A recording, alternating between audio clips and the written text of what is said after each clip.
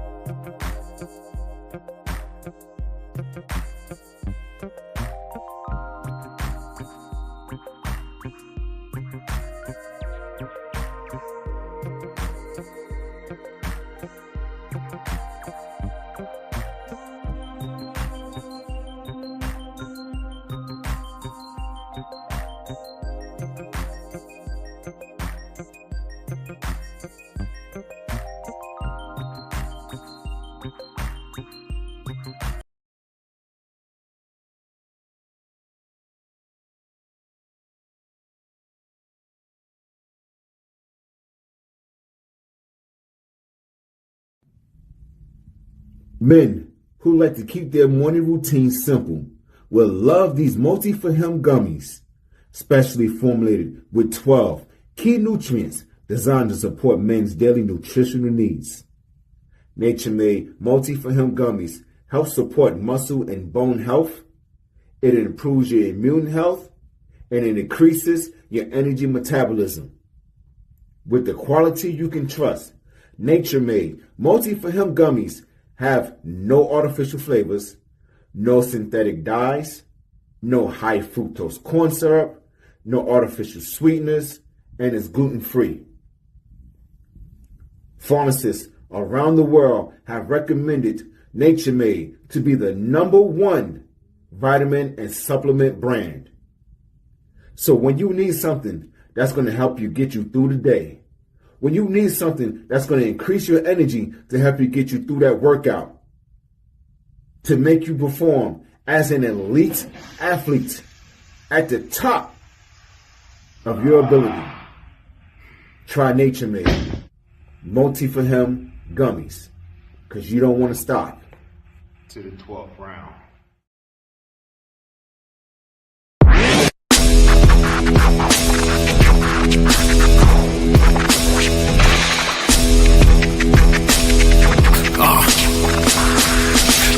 Welcome to the Terror Dome. You should be heading home, cause you could bring all of your ninjas and the Technodrome. I rip right through your flesh and bone and mental capacity. Flood your mind with atrocities and copious tragedies. This dark Sabbath is a lesson in street. Behold the church of the ghetto, feel the words when I preach. Amen. Let the Lord say a prayer for they don't end up in front of someone banging their trigger. Living life like a war pig. Fuck the law, I'm getting mine. Let the others figure what the cost is. Purchasing the fortress on gorgeous acres enormous. Car park full of foreigners and women just waiting on us. We living the dream. Y'all living like hell is earthbound. We are not the same. You've been a lame since birth, pal. I don't feel sorry. I recommend they go dirt bound. Doggy dog world, and you've been looking like Chuck Brown.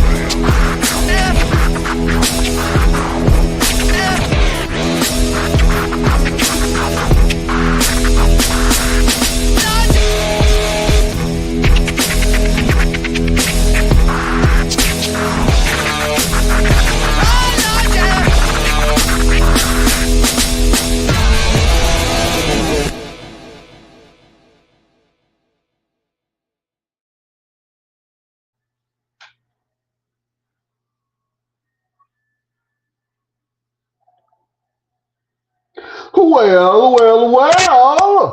Beautiful people, best damn nation. It is Wednesday, and you know what time it is. It is the Best Damn Wrestling Podcast. I am your humble host, Brian Renegade, and with me, I have the best damn crew. First of all, I have the best booker in the business. This man is a professional wrestler. He is a Golden Gloves boxer. He is a grapple expert. He is the man in North Carolina right now. Right now, you have one of the most dangerous individuals in your household. You're looking at him. The green-eyed bandit. He's your mama's favorite wrestler, and he can whoop your daddy ass. The one and only Roosevelt, the fighter, the head. Hey man, why you putting the 50 on 100, man? You doing too much. That's what I does. I does too much. Don't get mad at me. Listen, 'twas the week after Mania. And if Santa come to my house, I'm gonna beat his ass up and stomp him out. Listen, Mania was one hell of a show. Oh man, I'm proud of what we were able to do in such a very, very, very short time. The events like we that we did, it usually takes sometimes a year or more to kind of plan it out. We had a very short amount of time, but the people in the community came out to support in a way unlike I've never seen. And the wrestlers, first of all, I think that on the Mania shows we have one of the best locker rooms in independent wrestling. I can say that that's just not wholeheartedly. us saying that. That's just not us saying that. Other people are like saying it first. We're just repeating what others are saying. Yeah, absolutely, man. He had a great showing. The whole purpose of the event was to raise awareness for autism and for community programs that were seeking funding. We had the Express Job Fair where people can go and get jobs. Live DJ, the whole nine. But the event really. Matter of fact, let me ask you, man. You a wrestler, and you just did another promotion, man. What did the Mania event mean to you?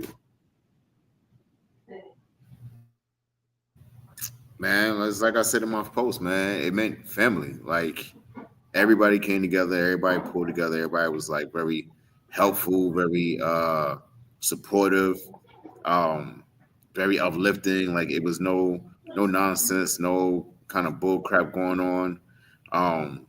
Like we was in there and everybody was like a strong camaraderie, you know what I'm saying? Like we created things in this event.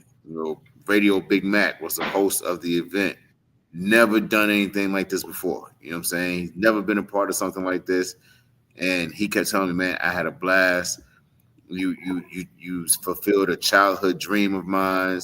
The T-shirt that he had on when he chokeslammed the Grinch was the picture of a friend of his who passed away some years ago, who was a big wrestling fan. They would always talk about wrestling together, like that was their thing. And he was like, man, it's like me, paying homage to him. You know what I'm saying? Like, we did some things, bro. We really did some things this past Sunday, and I'm very proud of everybody that came through. I'm very appreciative that everybody came through. We got two guests that's going to be coming on in a little bit, and one I can't thank enough. Like this young lady, man. When I tell you, I can't, and I tell her every time. I told her this morning, I can't thank you enough. Like I need to tell her every time I see her, or every day, send her a message like, "Oh, you awesome," because there was a lot of things that For me, from my standpoint, is that I was getting pulled every which way. You know what I'm saying? Every time I turn around, Roosevelt. Every time I went this way, Roosevelt. Every time I sat down, Roosevelt. Every time I stood up, Roosevelt. And it was moments where she was like, excuse me, what do you need? No, I needed to ask Roosevelt to ask me. And if I can't answer it, I'll go find out for it. Leave that man alone. You know what I'm saying? And how did it feel for you, bro? Like you flew all the way from Arizona, you know what I'm saying, for this event, bro. Like how did it feel for you? First of all, I'm tired. I'm exhausted. I'm still tired. um, it's one of those things where we planned on doing this about 3 years ago, about 3 4 years ago. When we first started coming up with the concept of doing the podcast, our whole next transition was like, hey, maybe we should kind of lean into doing a promotion or a show later on down the line.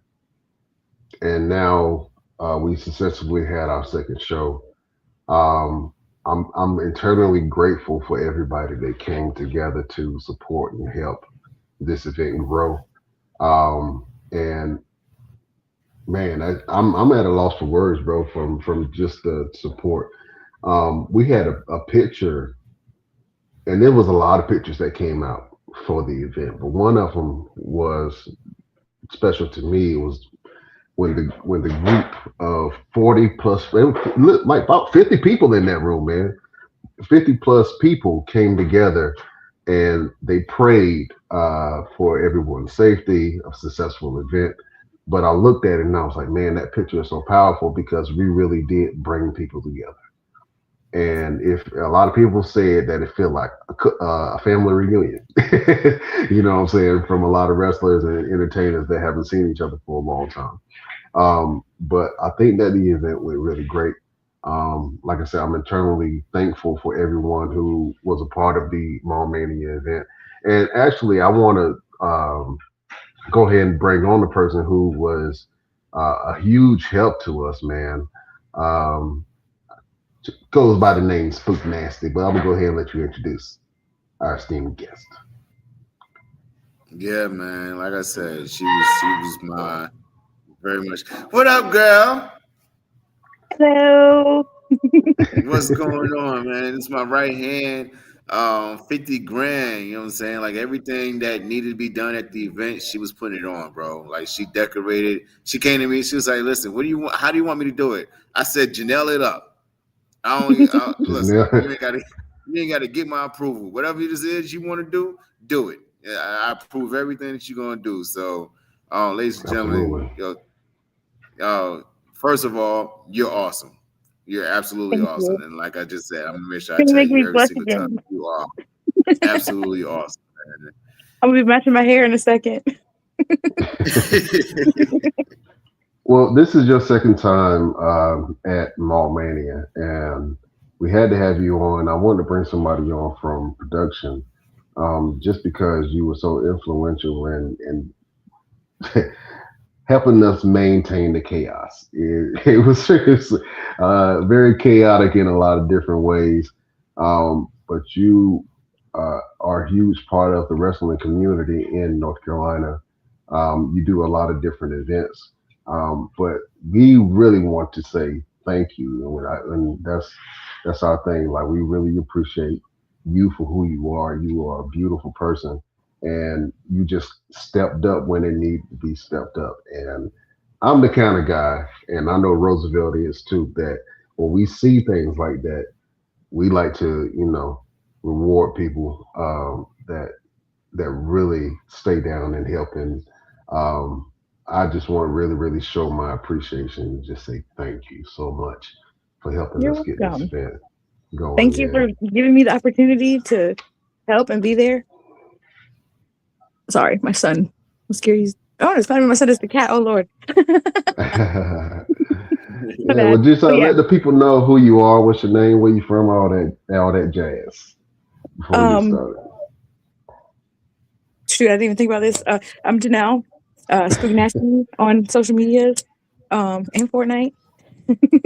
And I just a big wrestling fan. Like I don't know. Yeah, I get we're big nervous. wrestling fans too. No, don't be nervous. It's okay. It's just people That's watch how I you. got into any of this. So it's just like I went to one show and like been stuck ever since. And then I was like, I gotta be a part of it. I can't just sit here and watch. I gotta be up there. What got you into what got you into the wrestling, like the love of wrestling, and what made Um, you start to really volunteer your time on the independent scene in and around North Carolina? I grew up watching like TV wrestling, but then I kind of like got out of it when I was a teenager. And I have been here in North Carolina for 14 years. And 2 years ago, my husband's server came up to, or she always heard him talking about wrestling. So she was like, my dad owns a wrestling company, which is Extreme Shock DA. And she was like, you should go to one of the shows. And the shows he hosts happens to be at the same place where I work at a haunted house at. So we went, we saw Diego, and it was locked in ever since then. Diego is like what opened up my eyes to like, oh my God, I got to see more of this. There's got to be more people like him, like, which there isn't. There isn't. I mean, everyone's just as good, but like, everybody knows Diego's like one of a kind. But then I like got to meet more wrestlers and just started going everywhere within 3 hours of where I live and been stuck ever since. Like, and then when we're taking videos from the crowd, a couple people were like, you need to do this like more up close. Like your videos are really good. Like you get good shots, you make good edits and stuff like that. So that's pretty much how I got started. Like wrestlers advocated for me. And I really appreciate that because like being a stay-at-home mom, lost in the country for so long, this world is like I said in my post about everyone, this really has changed my whole entire life. Like, I don't even want to start crying because I'm gonna just stop because I'm gonna start crying. It's okay to cry. You know what I'm saying? We have tears regularly on this show. You know what I'm saying? That's why we're the best damn wrestling podcast. People come on and they tell us about their personal journeys, and really, we talk about wrestling, but we are focused on who you are behind the character, who you are in real life, and what issues have you struggled with, and what things have you overcame. And I think that's why this podcast really resonates with a lot of people and wrestling fans alike, because it's real. You know what I'm saying? So it's okay to cry. If you want to cry, go ahead. Don't hold it on in the inside. You know what I'm saying? Just let it flow. Uh, but you are an absolutely amazing person. Like I say, from the bottom of my heart, I want to thank you for helping us out. And we got Sure. some more shows coming. Are you going to be at the other Mania shows that we're planning? Fingers crossed. I Fingers hope crossed. so. Because like Absolutely. y'all especially showcase a lot of my complete favorites. So like I like there isn't anything of course within reason isn't anything I wouldn't do for the wrestling community. Like as much as it saved, like even though it's only been 2 years, it saved me so much. There's like I feel like I not necessarily just owe the wrestling community because I don't, you know what I mean. But like I just feel like I got to give back for as much as it gave me in just a little bit of time. Yeah, absolutely. Well, Absolutely. thank you for giving back, man. It's a blessing to have you around. You know, you part of the Mom Mania team, girl. You know what I'm saying? You family now. Can't go nowhere. You and the burger flipping chef. You know what I'm saying? He came through. eh, Shout out to the burger flipping chef, man. We got to have him ref a couple of matches on our Mom Mania cards, man. Um, and Janelle has spoken highly of the burger flipping chef, and the other people have too. And he was like really involved from the training that we did with Bob Evans at 9 o'clock that morning, all the way till cleanup, and you guys were helping us clean up, man. That's what it's all about. And so shout out to the Burger Flipping Chef. Shout out to you. You guys are one of my favorite married couples. I love it. You know what I'm saying? You guys, like I said, you guys are family. So thank you so much. What was your favorite part of the show that we put on? Oh man. Um there like I, I don't know, there was just so much that I liked. I really liked recording the food tasting part. Like they were so funny. Like oh my god, and they really enjoyed that food too. Boy, the first I only got to record the first part, the first taste, half the taste test, but like they oh my god, that was funny. It's so hard to be professional behind a camera when people are trying so hard to make you laugh. Yeah, um, man, absolutely. and I loved seeing Big Mac knock the Grinch out. Yeah, that clip is doing numbers right now. You know, And when he counted his own 1, 2, 3, and he told the ref, he was like, "You took too long, ref." Oh boy, I was over there cackling. I was cackling. yeah, you took too long, yeah. Yeah, those are some of my favorite moments as well, man. So we are posting a lot of those clips on our social media pages, and they're making their circuits around social media right now. And this is only the first couple of days, and I think that within the next 2 weeks, you guys are going to definitely see a lot more content coming from the Ball Mania team. So, Oh yeah, I um, definitely got some edits to make. I can't wait to start fiddling around with my clips. I can't wait to see it. You know what I'm saying? I'm excited. Thank you so much, Neil. We got to have you back on. You are now a member of the Best Damn Crew, so you can come on anytime with us and talk wrestling. You know what I'm saying? We need a lady on the show. You know what I'm saying? I would All love this to. testosterone. You know what I'm saying? We need a lady on the show to break down some things. You know what I'm saying? So absolutely, Yeah, thank you so I'm much for always being down. on. Absolutely. All right, we got to say bye to you, but let people know where they can find you on social media. Uh, Spook Nasty, everything. Spook Nasty Artistry, Spook Nasty IG. I'm pretty sure if you pull it up anywhere, even on Facebook, it's not my name up there, but I'm sure you'll find it. Yeah, spook nasty. Before you leave, I got to have you give us a thunderous Ron Simmons like damn. You ready? All right, I'm gonna point to you. I know your kids are around. Tell them to go cover their ears. Earmuffs. Oh, they probably Tell them said words. earmuffs. You All should have right. seen my daughter when AC made her mad. So damn ain't a bad word for her. All right, let's do it. Spook nasty. Are you ready? Let's Yes. do it. 1, 2, 3. Damn. Absolutely. Scary ass damn from Spook Nasty. I should have told Chucky to do it. You better not tell Chucky to do nothing. If he start moving, I'm running. I'm telling you. Thank Absolutely. Thank you. you. Thank you so much. You're welcome to come on anytime. All right. Bye. Bye. Oh man. Yeah, good help is hard to find. And we found a lot of good help. You know what I'm saying? But we got to bring a man on that wants everybody and they mama to keep staring. The one and only Sean Roos. What's happening? What's going on, Brian? Oh man, the sign ripper.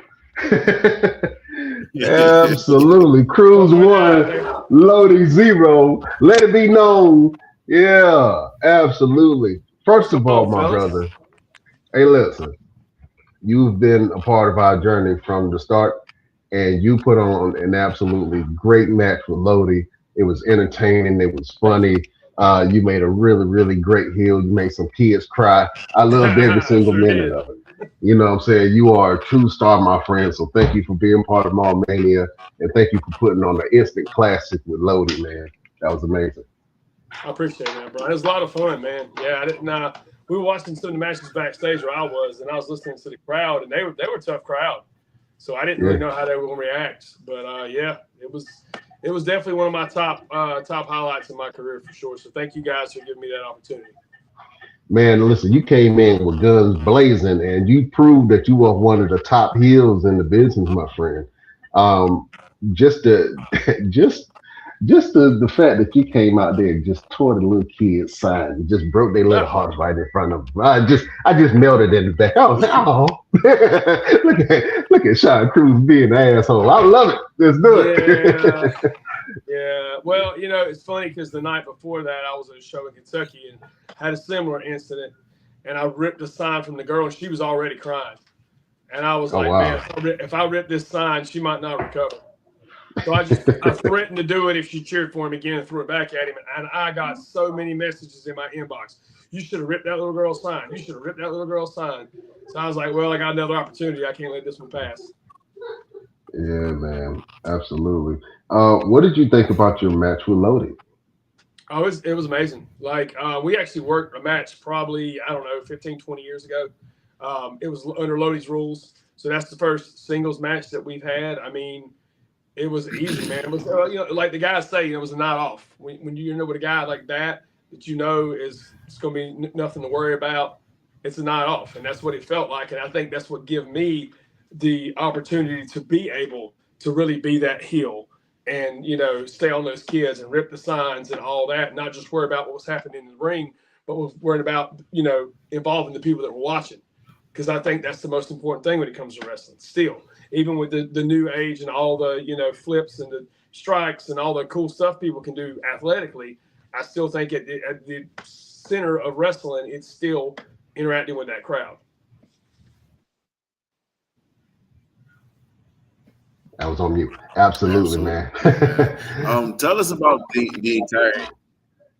Tell us about your feelings about the entire event, like from the moment you got there. And before you say something, before you continue, tell Tabby I'm sorry. I'm about her Snuggie or something. I know she's still mad. She's sitting right there. I'm sorry, Tabby. I'm gonna buy you a whole Snuggie and some slippers. She is, and she's giving you a one-finger salute right now. Oh man, which one? I mean, I can turn the camera if you want me to. Turn the camera. Turn the camera.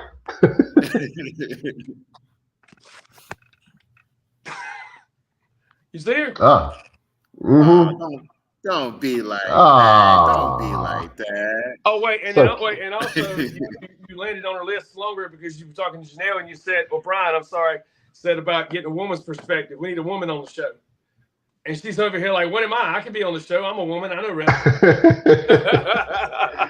Hey man, we welcome it all, man. We just want good people that talk some wrestling. That's you know what I'm saying? But nah, as far as I'm telling you, second I walked in the door, first of all, we got into Greensboro from Kentucky. It's like 4 a.m. I think I got 3 hours of sleep, so I was a little tired when I came in.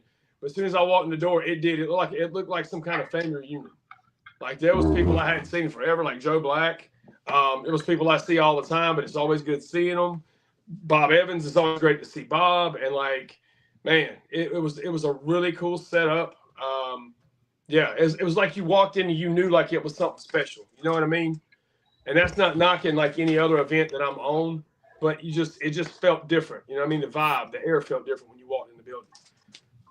Now I'm not going to repeat what Roosevelt said to me when we got there and hugged, but do you still feel that way? Absolutely. You still feel that way? You remember what you said? What I'm supposed to do if you decide to do something else again? Oh, yes, I do. I still feel that way. I very much do.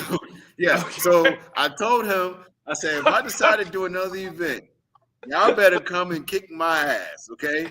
Because you said get a whole group of people. Yep, get a whole group of people, do it at night, do it in the wintertime. Yes. Because that's when your weakest. Yes. Get every last one of them because that was just a lot. But we got 2 more events, and possibly 3. So I was gonna say, you must still not feel that way. Either that, or you a masochist. Like you like pain. I don't know. Well, I think he absolutely loves pain. I think I do too, because we're doing 2 more events and we're making it happen. You know what I'm saying? 2026 is going to be a great year for us, and we're just trying to do things bigger and better. Obviously, we have a few things that we got to tighten up on, and for us to still be new and run a promotion, we're learning a lot and but the love that we're getting is so pure, man. And I think that for the talent that we have on the roster, it really allows us to not only see how people can shine, right? Because when I first saw you, I was like, "Oh, Sean is a star, man," and he just needs those right platforms and the right types of opponents to challenge him and bring that out. I will never forget the and actually, Sean, I have to say that you kind of helped us kickstart this whole thing because you and Roosevelt had that knockout, drag out Iron Man match, which I still think is an instant.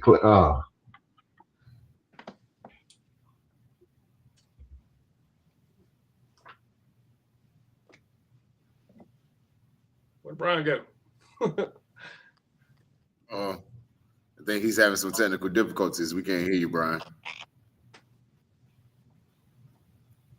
I can already know he's about to say is it classic, and yes, absolutely. You were the catalyst for us being to wanted to do all this, and then you was also part of the hyperdrive tournament in Fayetteville, and that's really what got us really kickstarted because it was like, man, we got a lot of good feedback from this. Why don't we do this on a bigger scale? Why don't we get a building and actually do something? And we sat back and we had several conversations, and I was sitting back telling Brian, I was like, nah, no, no, no, no, no. He said, man, just imagine what we could do. I was like, no, no, no, and then I finally was like, all right, all right, let's do one. Let's see what happens. Let's see what happens when we do one. Man, Right, bro. it was great, man. I mean, I know that the first one was there. I wasn't there for that one, but this one was incredible. I mean, the fans seemed into it. Everybody was that I talked to loved it. Seeing social media stuff on everywhere about it. But I got to ask, like, you got these next 2 or 3 shows coming up. Like, what's the brother got to do to be a part of those? You know what I'm saying? Like I can get plane tickets, I can get passports. What you need? Man, all we asking for is for people to rock with us. You know what I'm saying?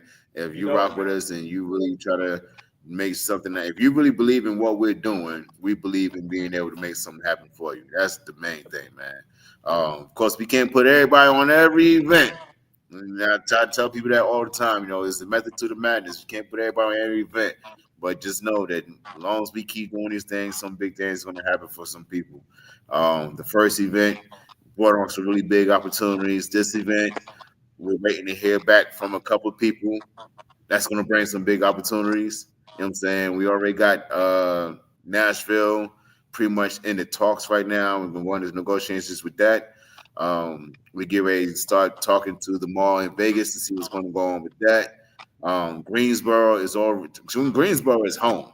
Greensboro wants us to come back as much as possible, and it's going to be some big things coming with that once we lock in and put some ink to paper because we I talked about it with you a little bit at the show. I'm not going to say too much on here. Yeah. Um, some really big things is happening, man. Um, from from the moment you got there to the time you left, and I know I spoke to you right after your match about how you felt. Outside of it being a family reunion, you catching up with everybody. Like, what did it mean to you to be a part of something on that scale of entertainment? It meant everything, man. Like I said, man. Like when that event was just different. You know what I mean? Like it wasn't just like a show. It was an experience.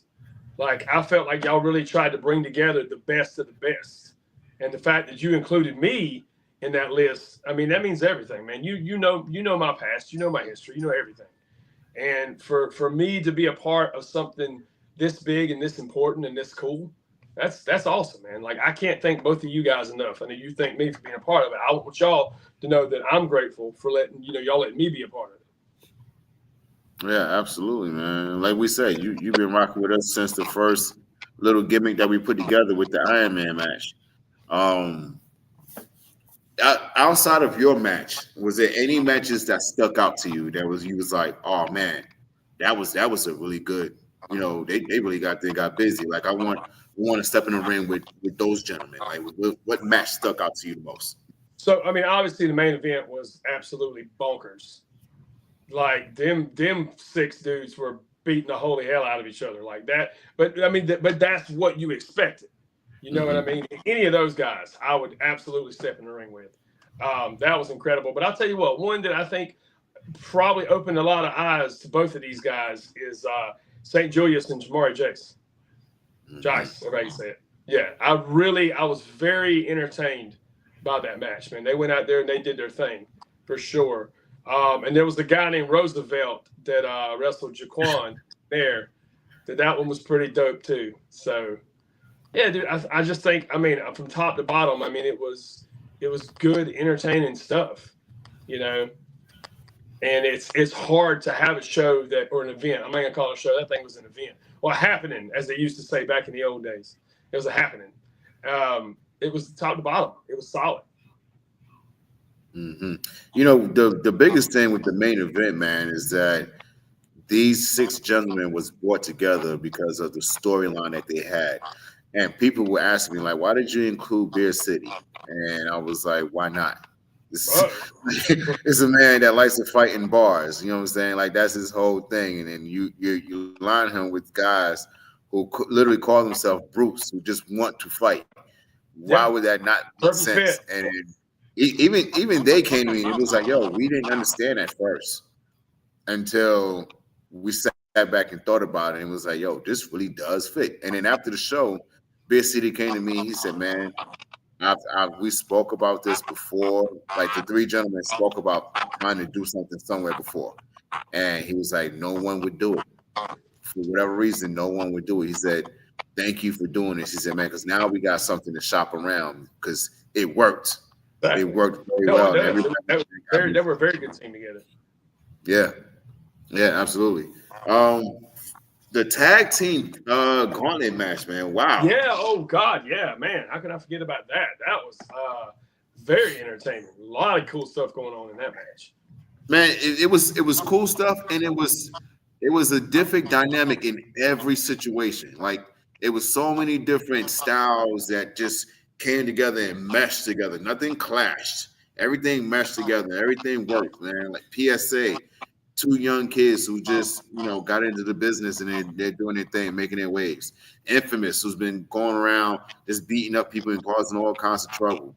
Then you got Pink Gang with Caden Pierre and James Anthony, who is pretty much veterans in this game now. And then you got XLG and you got Pure Temptation with Dynamite or whoever that was under the mask, teaming up with AC Divine. And then you had the father-son story of Aegis Legacy, who just went out there and overcame adversity as a father and son team, man. I mean, storytelling, bro. It's storytelling. That's all wrestling is, man. They told a great story in that match. Absolutely. Man, so you want to stick around for a little bit? We're going to talk wrestling for a little bit. Dude. You want to stick around? Yeah, man. All right. Well, let's transition a little bit to Saturday night main event. John Cena's last time ever. What did you think of the pay-per-view? Did you see it? I haven't watched it yet. No. I mean, of course, I've seen the finish online. I know they said Javon and Leon Slater stole the show with AJ and Dragon Lee. Pretty much all the NXT talent they said did really well. But as far as the John Cena, I know the biggest controversy is the finish. And a lot of people are, trying to dump on it. But, I mean, I get it. You know what I mean? Like, it was, and he even said it. It was funny because somebody said a couple of days before that it was very much like Obi-Wan Kenobi in Star Wars when he smiled right before Vader struck him down. And John Cena said he literally did it for that reason. Because, he had to die for something greater to be born and put in his place. And that's what he wanted to do. I saw an interview he did, I think it was Chris Van Vliet, where he was talking about that he had no idea who his opponent was going to be. He didn't pick any of his opponents. But the only thing he told him he wanted to do from the jump was at the main event show, do the NXT talent versus WWE. Not make the whole night about him. just make it to where he was trying to showcase the next generation. And he did, you know, and for a guy who a lot of people said, you know, buried people and held them down, I mean, that's pretty selfless, don't you think? Yeah. Yeah, absolutely. Can you guys hear me? Yep, we can hear you loud and clear. All right, cool. Yeah, screw all that. We ain't letting if I don't care how old you are. If you good, we ain't putting no young boys. You gonna have to earn that. You gonna have to earn it. Straight up and down. You gonna have to earn it. Shout out to Triple OG, the old gray gorilla, Michael Devine for showing that young whippersnapper RJ Weaver. What two? You know what I'm saying? I understand what y'all saying. I understand the part of the business, but from my standpoint, I think that legends should always go out on top. Yeah, you always get on your back. Always get. Yeah, I prefer that. The only one who didn't was Sting, that I'm aware of. Everybody else went out on their back, and that's and the reason that is that's to show that like it's not about you. It's about the wrestling business. It's about the story. It's not about you, and it's not about your ego. That's why we do that. And I still don't understand why they let Sting finish the way he did, or why he even agreed to say, "Yeah, okay, I'm going to do this." I mean, I don't know. I'm not him, but yeah, normally you go on your back, so I'm okay with that. I mean, could they have done it a little better? Could he have maybe passed out instead of tapped out and never gave up? Sure, but it's the way he wanted to do it. Or let me ask you this: do you think it's the way he wanted to do it? Or do you think creative said, "Hey, this is what we're doing for a finish," and he just agreed to it? I think creative said, "This is the way we're going to do it," and he agreed to it. And I don't know who came up with that storyline, because it's for a man that has prided his whole career on never giving up, and then you just going to have him. Look, he was getting choked out. He just smiled. Yeah, he didn't even tap, man. He tapped. It was a weird tap. Did. And the first time Conor McGregor lost to a submission, he tapped the same way. It was just like he wasn't even in any trouble. You know what I mean? Yeah. I don't know. It is what it is. Yeah, but it is. I don't think it should tarnish like his whole legacy in his career and what he did. You know what I mean? Yeah. Let me ask you a question, because we're talking about John Cena's retirement. Who do you think had the best send-off in professional wrestling? Jeez. It would be hard to not say Shawn Michaels with the second match with Taker. I mean, both those matches were classics. Bret Hart never really had a send-off, did he? He just couldn't wrestle anymore, right? Because it was after the concussion and all that from Goldberg. Well, Goldberg, complained about his. He said he should have had a moment and all that kind of type stuff. I mean, that is what that is. But I don't know. I guess Flair. I would say Triple H. Oh yeah. Well, so speaking of Triple H, what do you think about him getting inducted into the Hall of Fame next year? Why? I mean, it kind of seems seems like self-gratifying. It's like self-serving. Yeah, it's very self-serving. But you think about everything he did when he was the guy on top, and he was the main heel, and all the babies were chasing him for that title. He was a damn good heel. He was damn good at what he did. Yeah, but you were already in there. I don't know. You could have easily gave somebody else that spot. Yeah. Well, before we continue, let's ask a man whose caption on his entire video right now says that Triple H is trash. Let's ask a man. He is the guru and the bad guy of the Best Damn Wrestling Podcast. Oh, no. Welcome back, LP. What's going on, fellas? Nothing much, man. We talking about Saturday Night Main Event. We kind of recapped on Mania. Real quick, give us your opinion of Mania. You was there in the crowd. Tell us how you felt about the entire event. Oh man, I thought it was real good. I got to tell you, like, that little girl that you ripped that sign, she gonna find you in a couple of years.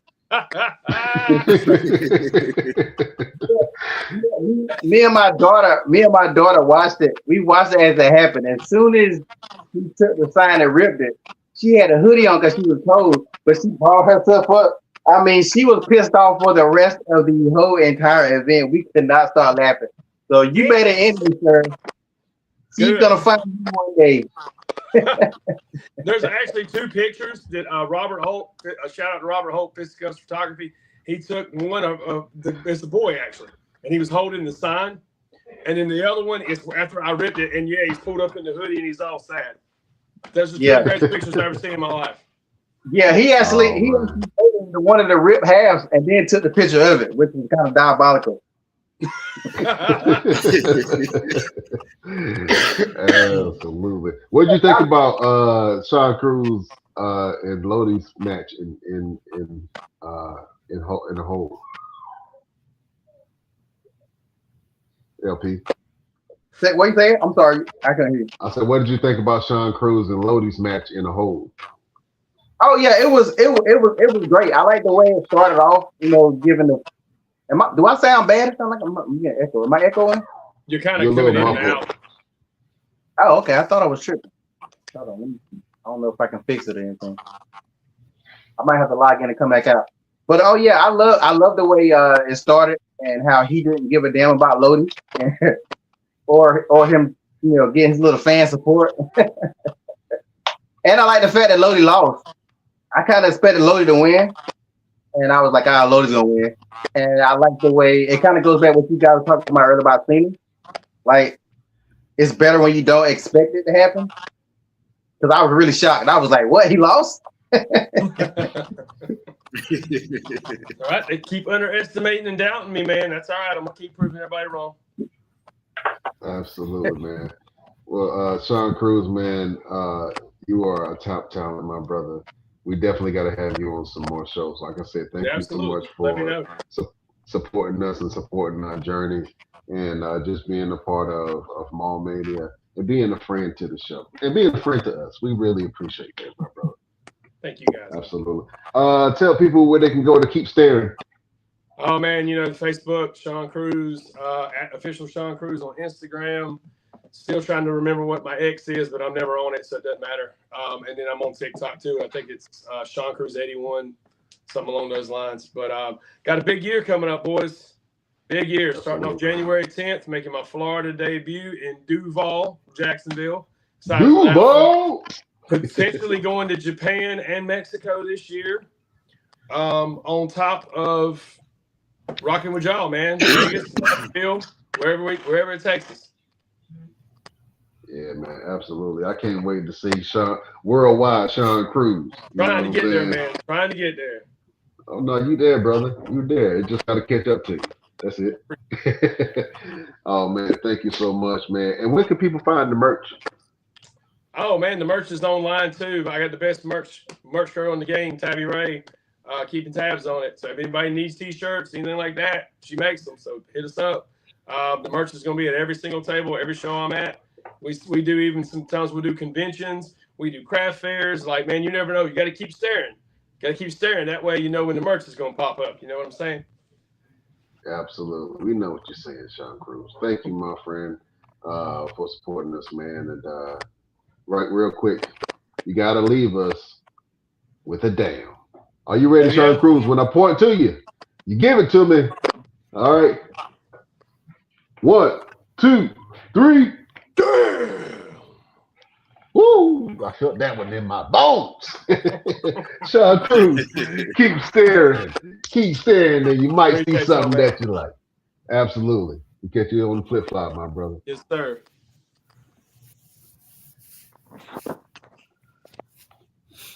LPZ. LP, can you hear us, sir? Is he frozen? I can look all in his ear. He ain't playing. Gotta get one of the Q-tips. He in there doing something. With peroxide. Absolutely. We're going to have LP back on the show, man. He gotta just log out and come back in. But listen, man. All right, we got another guest that's about to hop on in a second. Roosevelt, what was your favorite matches of? Now I know we didn't really get a chance to sit down and watch all the matches, but what were some of your feel good moments during the Mania show? If you want to talk about feel good moments, man, I got to start with Radio Big Mac.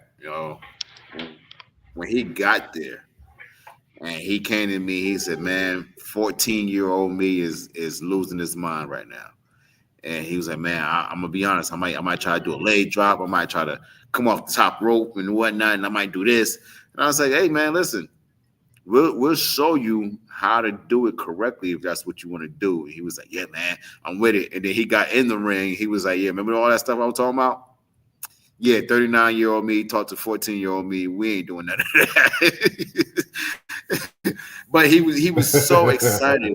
Like he's been to wrestling events. He's been to WrestleMania. He's been to like SummerSlam. He's been to WWE wrestling events. But to be at an event and be part of it was different. And I don't think a lot of people understand being part of a wrestling event and being at one is two totally different things, man.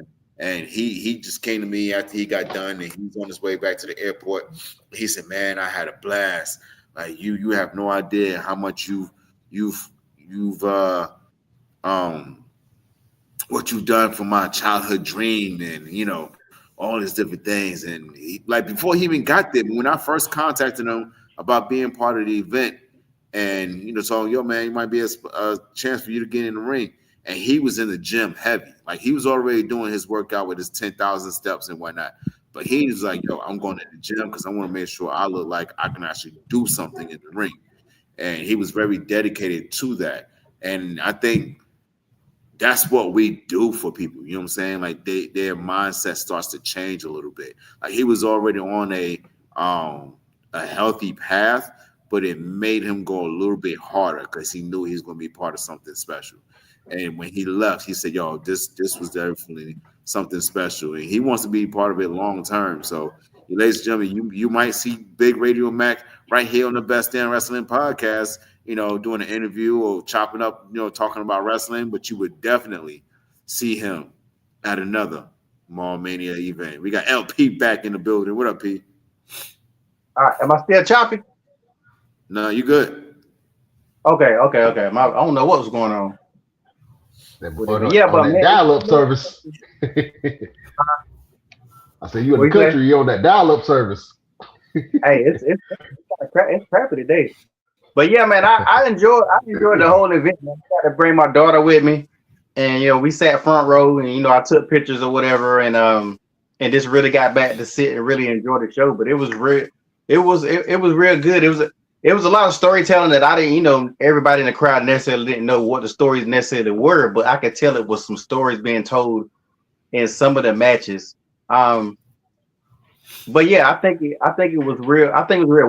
One thing I didn't see that I wanted to see was y'all Hyperdrive champion getting payback for his cracked ribs from last Mania. I really thought I told my daughter, I said he gonna show up when the guy that cracked his rib had a match. What's his name?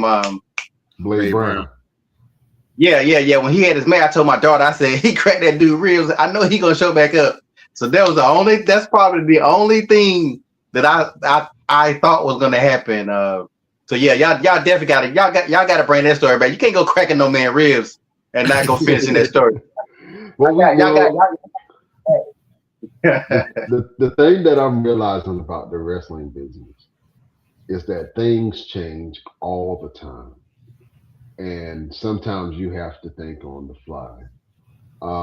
We had a whole mapped out match and finish and the whole nine, and we didn't get a chance to tell that story because one of the talent couldn't make actually a couple of talent they couldn't make it at the time. And so you have to think on the fly. So we made a triple threat match the last minute, like literally, literally last minute. But Rip Cannon is a star, man. He definitely showed out. And your boy Keith Mack. Yeah, shout out to Keith Mack, man. Keith Mack came out there and made everybody party. You know what I'm saying? And then Blade Brown is just listen. Blade Brown is the future of wrestling, bro. And I like he's scary. Me and my daughter both said like most wrestlers are in shape. That's a regular thing, but he really looks like he will knock your head across. Like I told my daughter, if he came up there and slapped my wife, I would be like, man, what did she do? what did she do? You should have told me so I could have slapped it for you. I might want to slap the too, girl. Like, I wouldn't want no problems with that brother at all. Like, I don't know, that dude is scary as hell. Yeah, he was locked in. Even on the softer moments of the show, when we were back there laughing and joking, I just looked at his face. He looked like one of them dudes that just got out of jail, and all of a sudden he's in this party, and he's what was my man on the Friday after next? Damon. Damon. Yeah, Damon. He reminds me of Damon when he was sitting there at the party. I don't want to dance with these hoes. He just licking to take somebody out. I mean, he has a laser focus unlike I've seen from anybody, man. He is so intense and it's beautiful to see a competitor like that. I mean, he got it. Shout out to Blade Brown, the very first hyperdrive champion.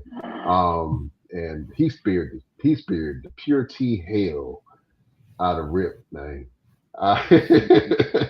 Boy, Rip came back and said, hey, we was like, what's wrong with you?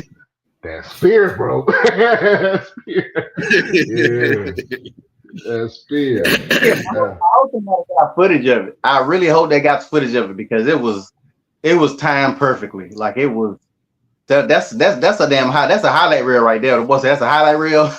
That was that spear was timed perfectly. That was hell. He got a better spear than half the dudes in WWE. If you want to keep it a buck, like yeah. He has.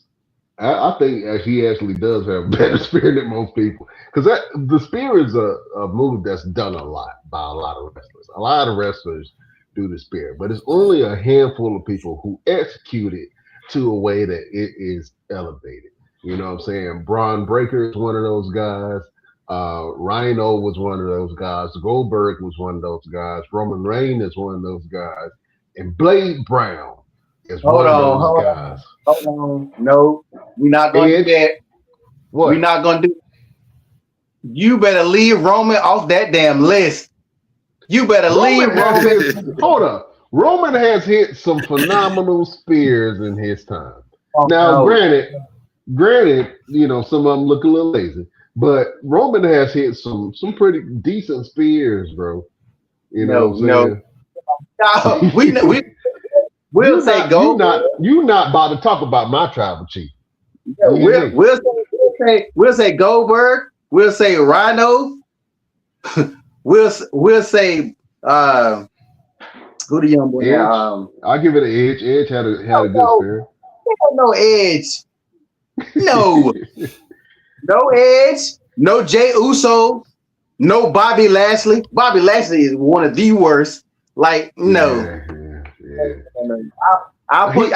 He do this tap and spin kind of thing. Like he when he make contact, he spins his body. Your man on Mania, for me personally, I'll put him 4.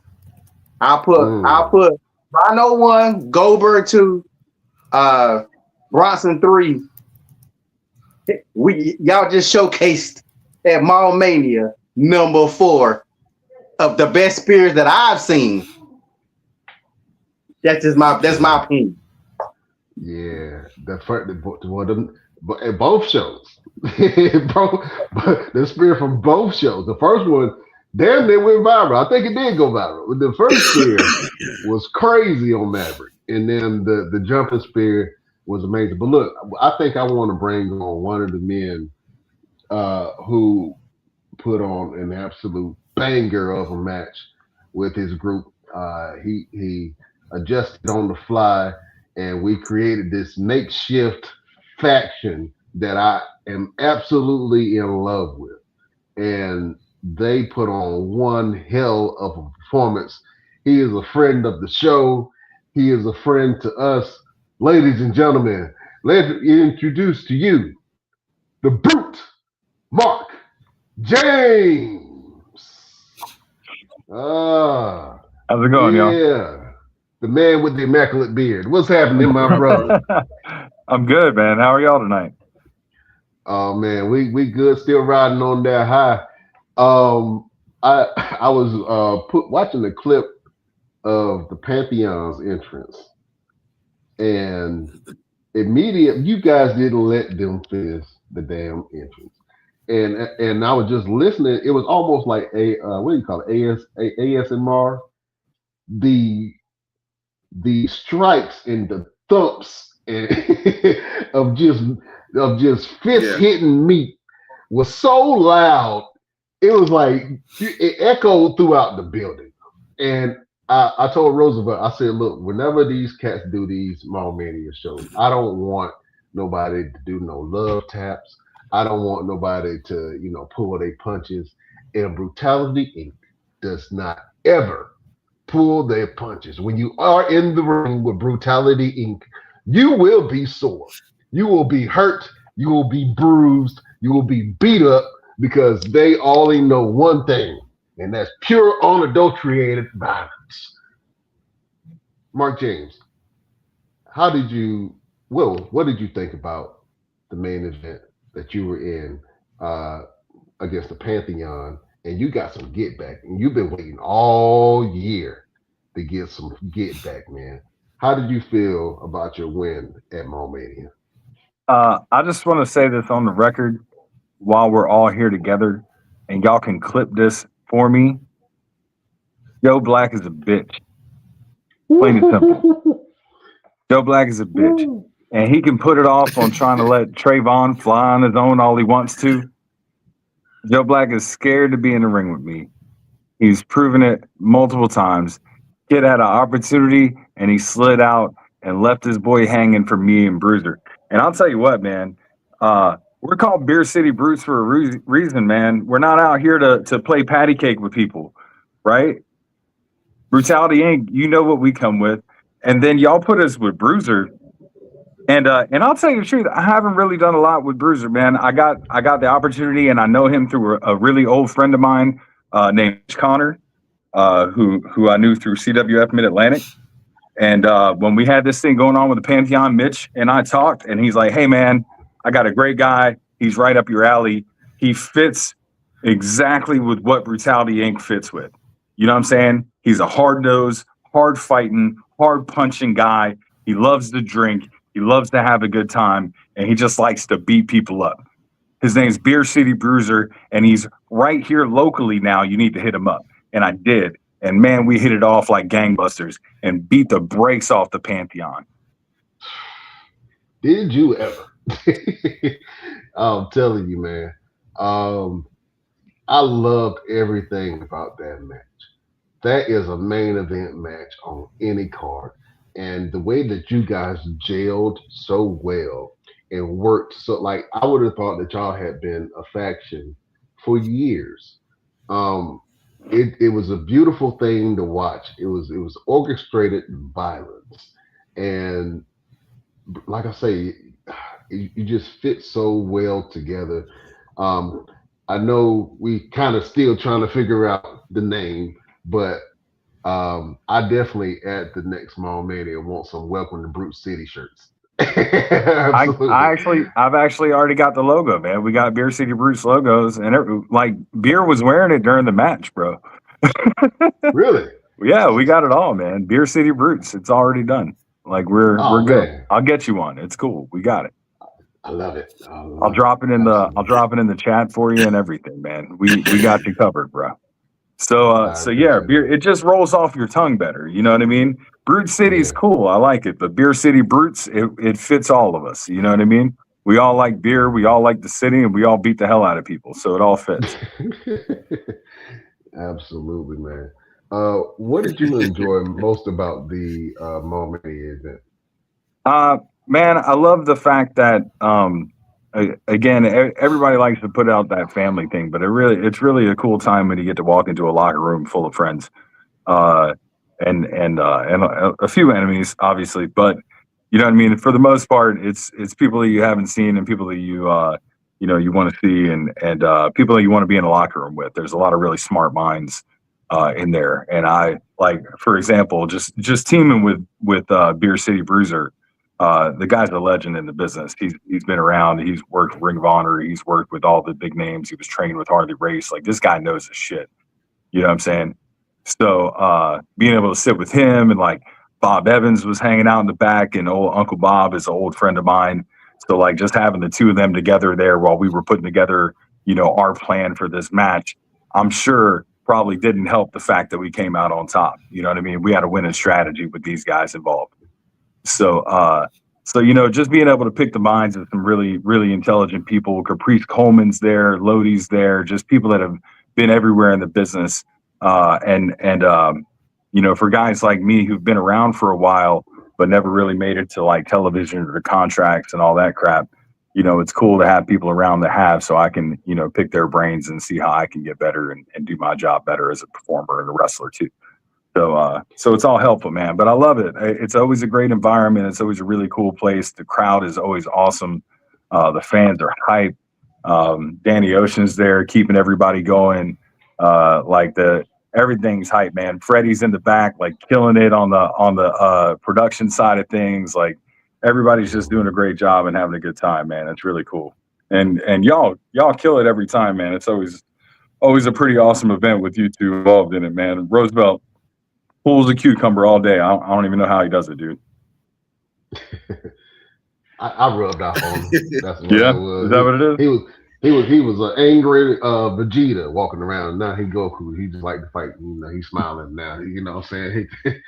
Man, I need to hang out with you more then. So people tell me I got anger issues. I don't see it, but they do. I don't see it. Yeah, you always smiling. Yeah. Oh man, LP, you were in the crowd, man. Did you get a chance to experience the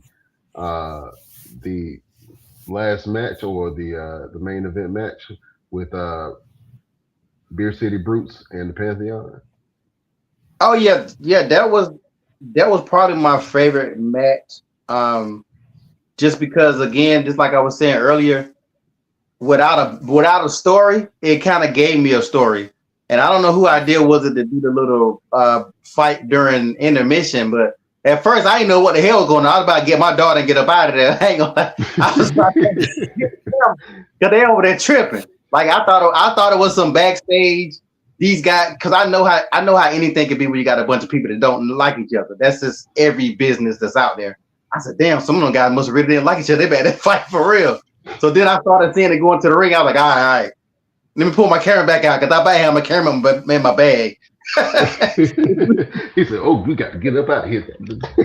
Man, I mean, you're not wrong though. Like I don't like Joe. He spit in my face and took my title, so I'm a little pissed off at the guy. Although, like you know, being one of the guys that he came up in business with, same for Tim, same for Trayvon. You know what I'm saying? These are guys that I've known for a long time, and I feel pretty disrespected by these guys. So I don't really like being around them, man. You know what I'm saying? So they came up to me at intermission. I'm at my gimmick table. I'm with my wife. I'm with my kids. And like they start talking trash to me. Tim out of nowhere hits me in the back and it's on. You know what I'm saying? Like I've been trying to be professional and Roosevelt saw it all day. Brian, y'all saw it all day. I've been around the Pantheon. I ain't starting no drama. Y'all know I've been wanting to get a hold of Joe, but I've been a professional because that's my job. You know what I'm saying? So like these guys came up to me at intermission. I got video too. My sister-in-law was there. She recorded the whole thing, man. Tim comes up. He's like, I'm mad. And he hits me in the damn back like a dumbass. And then next thing you know, we're scrapping. You know what I'm saying? Things is crazy. Joe ran away from me and got into the ring because, again, Joe's a bitch. He's about himself. That's it. Joe just likes to run. And that's fine. Eventually, I'm going to catch his ass. Well, look, man, we have a special surprise. We've never had both of these guys on the show at the same time. I want to introduce to you your brutality brethren, the one and only Alex Evans. What's happening, man? What's up, man? How's it going, guys? How are we? Well, I had to come on because I was doing a little something and I had the podcast on in the background like I always do every week. And then I hear Mark sitting there saying, we all like beer. And I got nothing against beer, but Mark knows I'm a bourbon guy, so I just have to hop on real quick and just clear the air real quick. So yeah, no, that's fair enough. If I do drink, I drink bourbon. Most times I smoke, but I'm with you.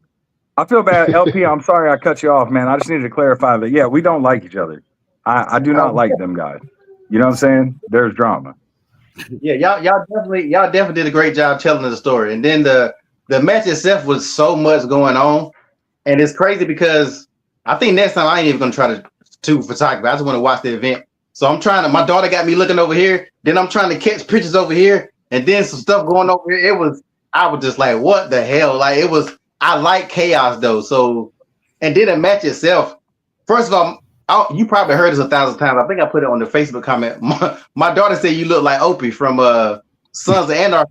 She was already. She said, yeah, he looked all the like time, man. Yes, I know you'd have heard that before. I'm pretty sure. Yeah, so she was already a fan of yours, as it is, because she like Opie from Sons of Anarchy. So when the match started and they was just pretty much focused on you and the other guys couldn't ever get in the ring, she was you were holding it down. I know that was like one of her favorite matches. And my daughter doesn't watch a lot of wrestling since she's gotten older. So, and she definitely never really been to an indie show since years when she was younger. So my daughter's 22. So to see a 22-year-old who don't really watch indie wrestling at an indie show, enjoying herself and loving the energy, that's what it's really all about. I love to see that, not knowing anybody's name, but she was, going for this person and going for that person and just having a good time. And to close the show off like that was a real good way to close the show off. And I think all you guys did an amazing job. Yeah, like Brian was saying, like if you close your eyes, all you heard was meat slapping. Meat slapping. Just, I mean, bro, I'm not talking about like just like a slap. I'm talking about like deep, like a thump. It was thumping going on, and just the echoes of the sound throughout the building, man. It just kind of amplified it. So thank you for bringing brutality to Mania, man. I just want to thank both of you guys. Y'all have believed in us and y'all been rocking with us for a long time. And I just want to salute y'all for always delivering, always performing, and being the humble gentlemen that you are. Thank you both for being a part of our journey. Oh man, thank you. I think I can speak for Mark.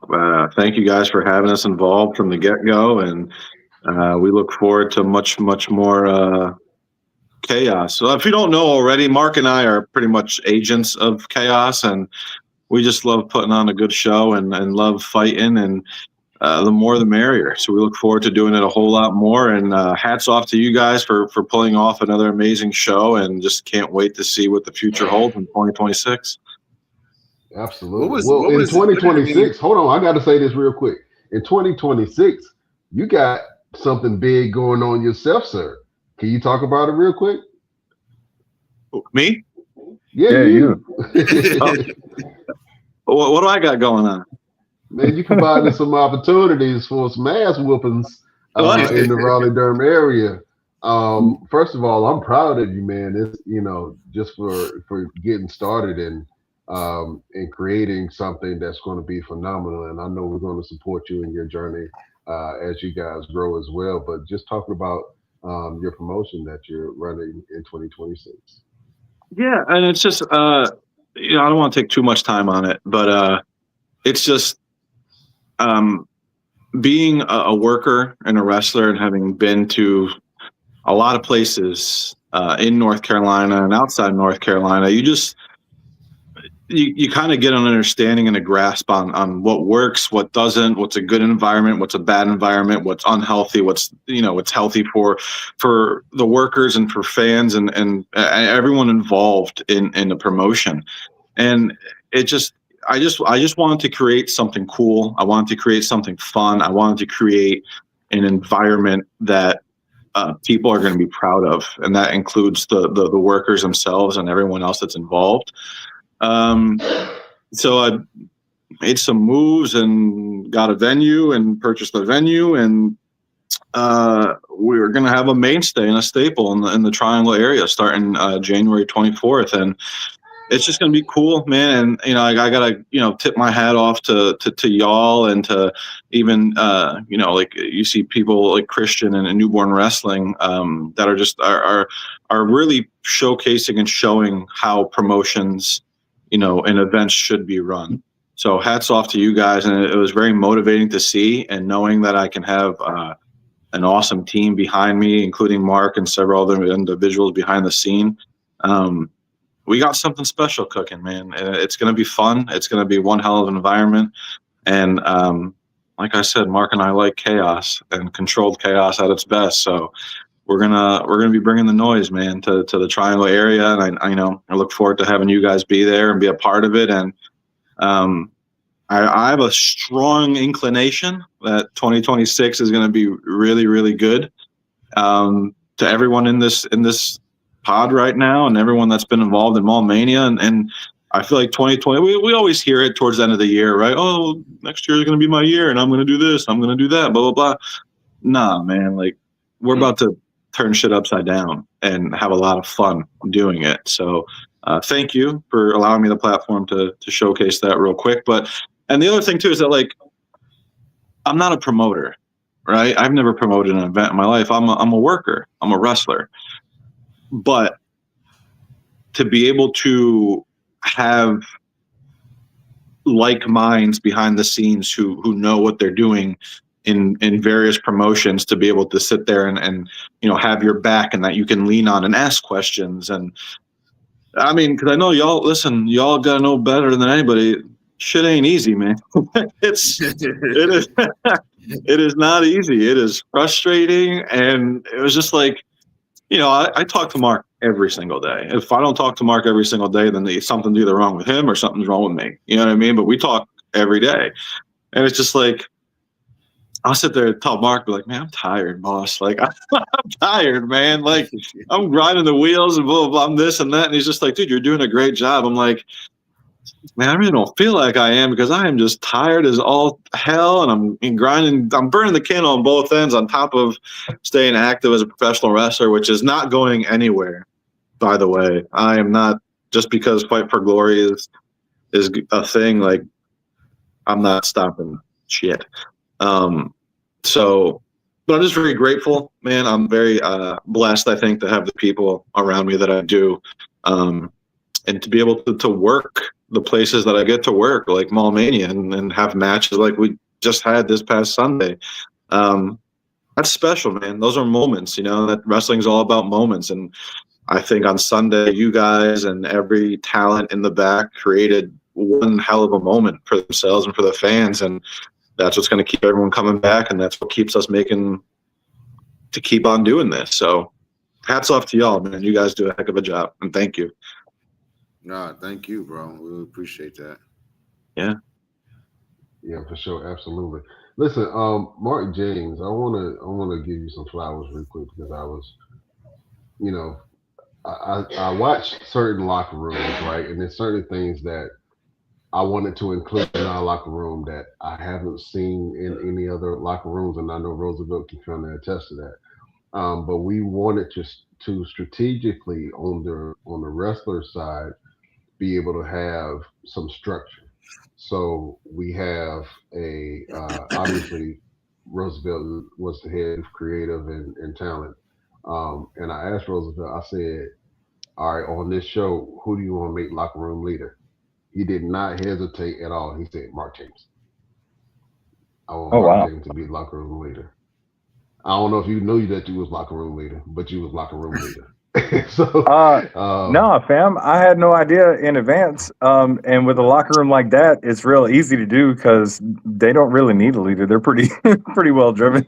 but yeah, I appreciate the honor, man. It's always awesome to be looked at as somebody who's a strong foundation in the locker room that y'all know you can rely on to make sure things get done the way they need to. and that people are in the right places and stuff like that. But man, with the locker rooms that y'all book and the people and the talent that you put in there and the professionals that are on these events, man, it's easy. We're all there for the same thing. There's not a person in the locker room that's not there to do the absolute best job they can to go out and entertain the fans as much as possible. And I love that. I love that in the area. I love that not just at this show, at like literally every show that I'm on now. Any event that I wrestle at is a locker room full of hungry people that are trying to go out there and steal the show. And like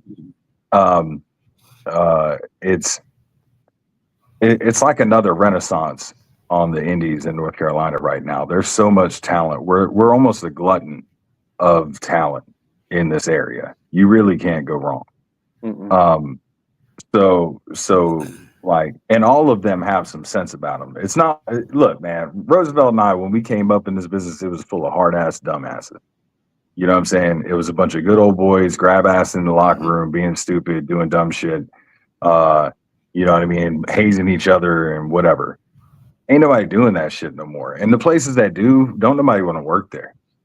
You know what I'm saying? Like, ain't nobody trying to be a part of that. We're all professionals. We're all trying to come here and get a job done. We all want to get paid. We all want to go home. We all want to take care of our families. That's it. You know what I'm saying? But we want to show out. And you guys give us an opportunity to. You give every match time. You give all the wrestlers and talent respect. And we all appreciate that. So, like, I didn't need to know I was a locker room leader to be in a locker room full of leaders, honestly. So, and you want to talk about a locker room full of leaders. I mean, I was literally sitting in a locker room with Mark, Bob Evans, Beer City Bruiser, and then Caprice Coleman popped in too. I mean, you want to talk about a learning tree. Like, if you didn't take 5 to 10 minutes out of that day to pick any of their brains when they were all in the same locker room on Sunday, there's something wrong with you. You know what I mean? And Roosevelt will be someone else whose brain you want to pick too, but that poor guy was just all over the place, trying to run his show. You know what I mean? But like I said, it's just like we had Mark, Bob Evans, Beer City Bruiser, and then Caprice Coleman were just sitting there. And we just sat there. And golly, Mark, we must have sat there and talked with them for jeez. Oh, at least through intermission. The beginning of the show through intermission, we were talking, just soaking up, all the knowledge we can. They were telling us old Ring of Honor stories. They're, you know what I mean, just coming up with strategies, things that we've seen in the past that have worked, especially in obviously 6-man contests. Beer City's been in a bunch of those back in the day with Silas Young and with God, I can't remember the other partners, but yeah, like he was in a strong 6-man back in Ring of Honor. I think Bouncers and all that stuff. So. You know what I mean? Like, they've got a ton of knowledge from that. From our times, Alex and I, we've been involved with the process with Jackson Drake for a long time. Like, we've got a lot of 6-man experience as well. So, it was a great group to come together. But like, as far as knowledge and again, wrestling ability and wrestling knowledge and man, just anything you need was there. It's crazy. And like OG Mike Devine is there. And I love Mike. I've been around him for a real long time. He's got a way to think about the business too. So everybody's kicking in on this match. And again, sometimes, sorry, Pantheon. I'm sorry y'all couldn't be a part of this. I'm sorry y'all couldn't be in the session, but y'all wanted to be assholes. So y'all had to be in the other locker room and kick rocks while we had all the learning tree in ours. And how'd that work out for him? Yeah. Oops. So, LP, I appreciate that, man. I'm glad your daughter had a great time. I don't want to glaze over that because that's the whole reason why we do this. You know what I'm saying? I'm glad that her at 22 lost herself and was able to forget about the troubles in this world for a minute and just lose herself in wrestling and have an amazing night. And I had a few family members. My wife had her sisters and my son's like best friend and his family was there. All first time people, never been to a wrestling show, never really watched wrestling in their lives.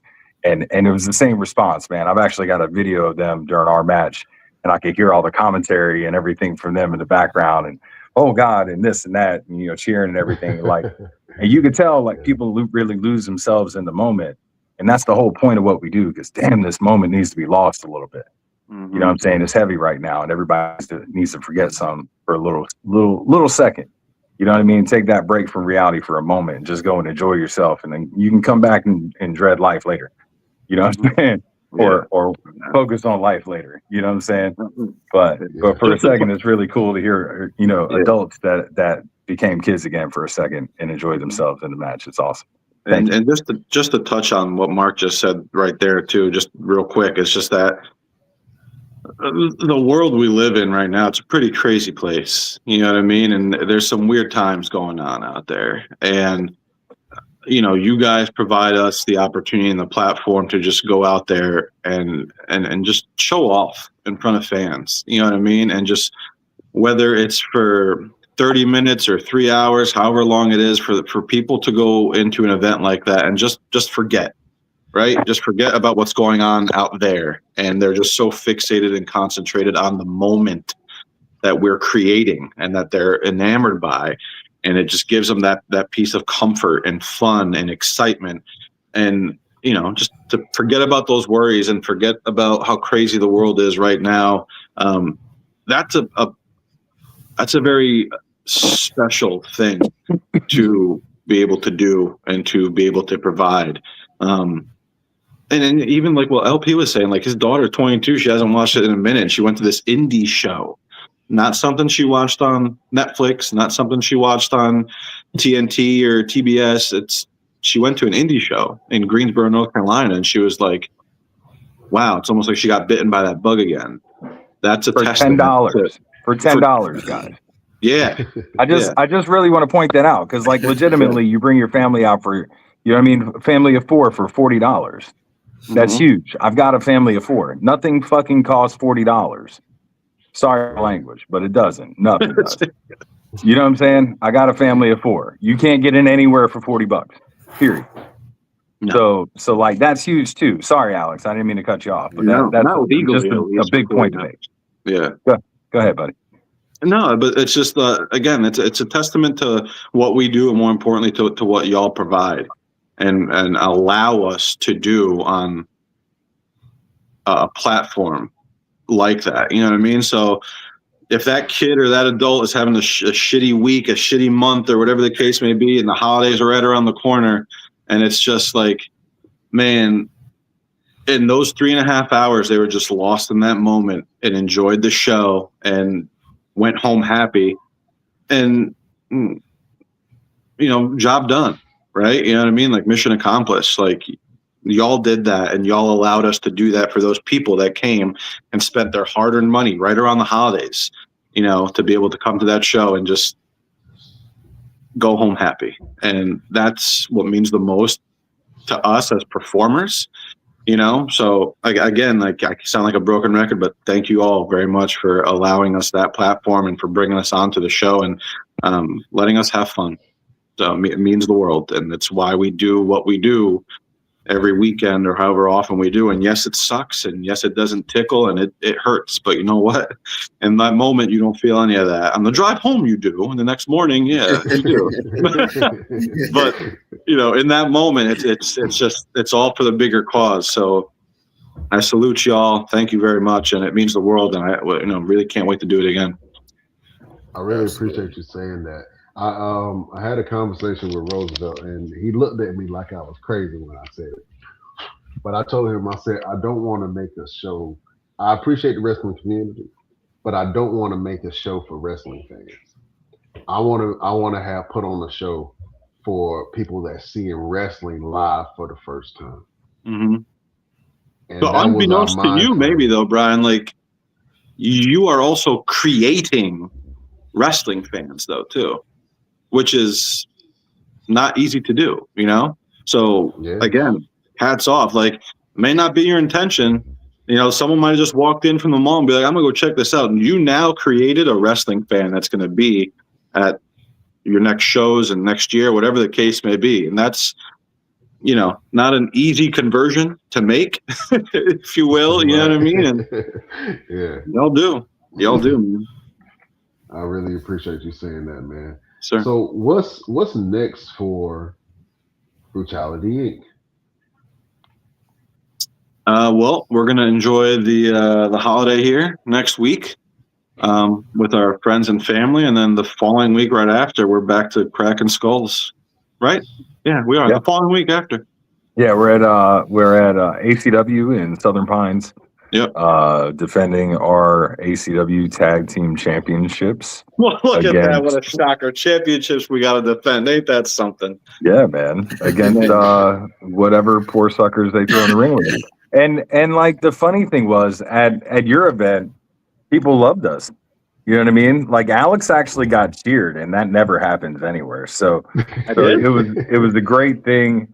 Alex got to feel that rush from the crowd, enjoying what we do. I got cheered for it. It doesn't happen very often, guys. Like we got a revel in it some when it does happen. But I'm sure back in Southern Pines, they'll hate us again because they're fickle. You know, it just means we're doing our job, man. That's all. Yeah, that's it. They're a fickle sort, huh? Well, you can't make everybody happy They're a all the fickle time, bunch. and most of those people are in Southern Pines. Yeah, what are you gonna do? Give them the gift of brutality. The gift that keeps on giving, man. Hey, real quick, let me pull up this comment that Jamari Jice just put up here. He said, "Oh snap! He said, all my OGs and Uncle Alex, he's rich." Hey, favorite Uncle, how you doing, man? Yeah, Jamari is a great kid, man. Great kid. I love that dude. I'm not rich. I'm comfortable. If I were rich, I wouldn't have. If I were rich, I wouldn't have to work another day of my life. I'm comfortable though. Thank you. Yeah. Jamari is a good kid, man. He's he's so hard on himself all the time, but yeah, I tell him all the time, man, you good. You know, you just good. means he cares, though, right? You know, just means he cares. Yeah, absolutely. It's hard being different. Shout out to Jamari Jice. It's hard being different. It is. You know what I'm saying? And he's different. So he's going to create his own path, and that's fine. And that'll happen. But the problem with Jamari is when you create your own path, you're going to get your head knocked off a few times, and he's not comfortable with that. So he's got to get comfortable with getting his head rocked a few times and getting back up and fighting back and not feeling sorry for himself in the process. And eventually, in the what? Feeling sorry for himself in the process. In the what? Oh, in the process. You got to trust the process to get through it.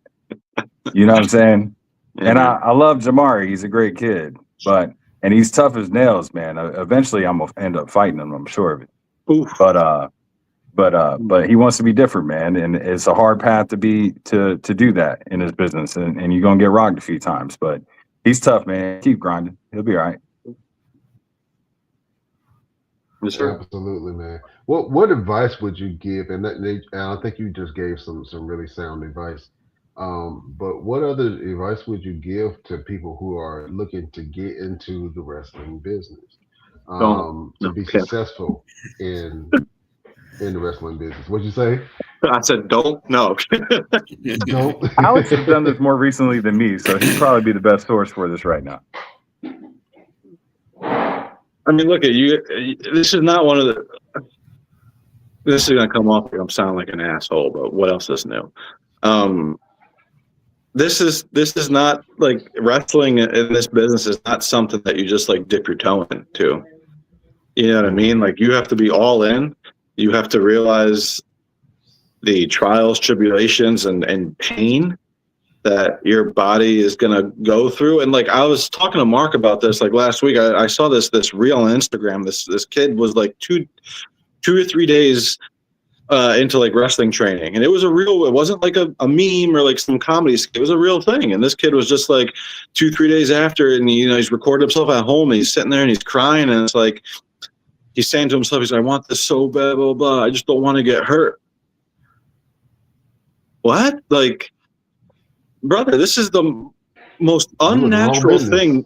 Yeah, this is the most unnatural thing you are ever going to do in your life. How many times before you step into a professional wrestling ring and had a wrestling match were you upside down about to fall on your head? Probably never.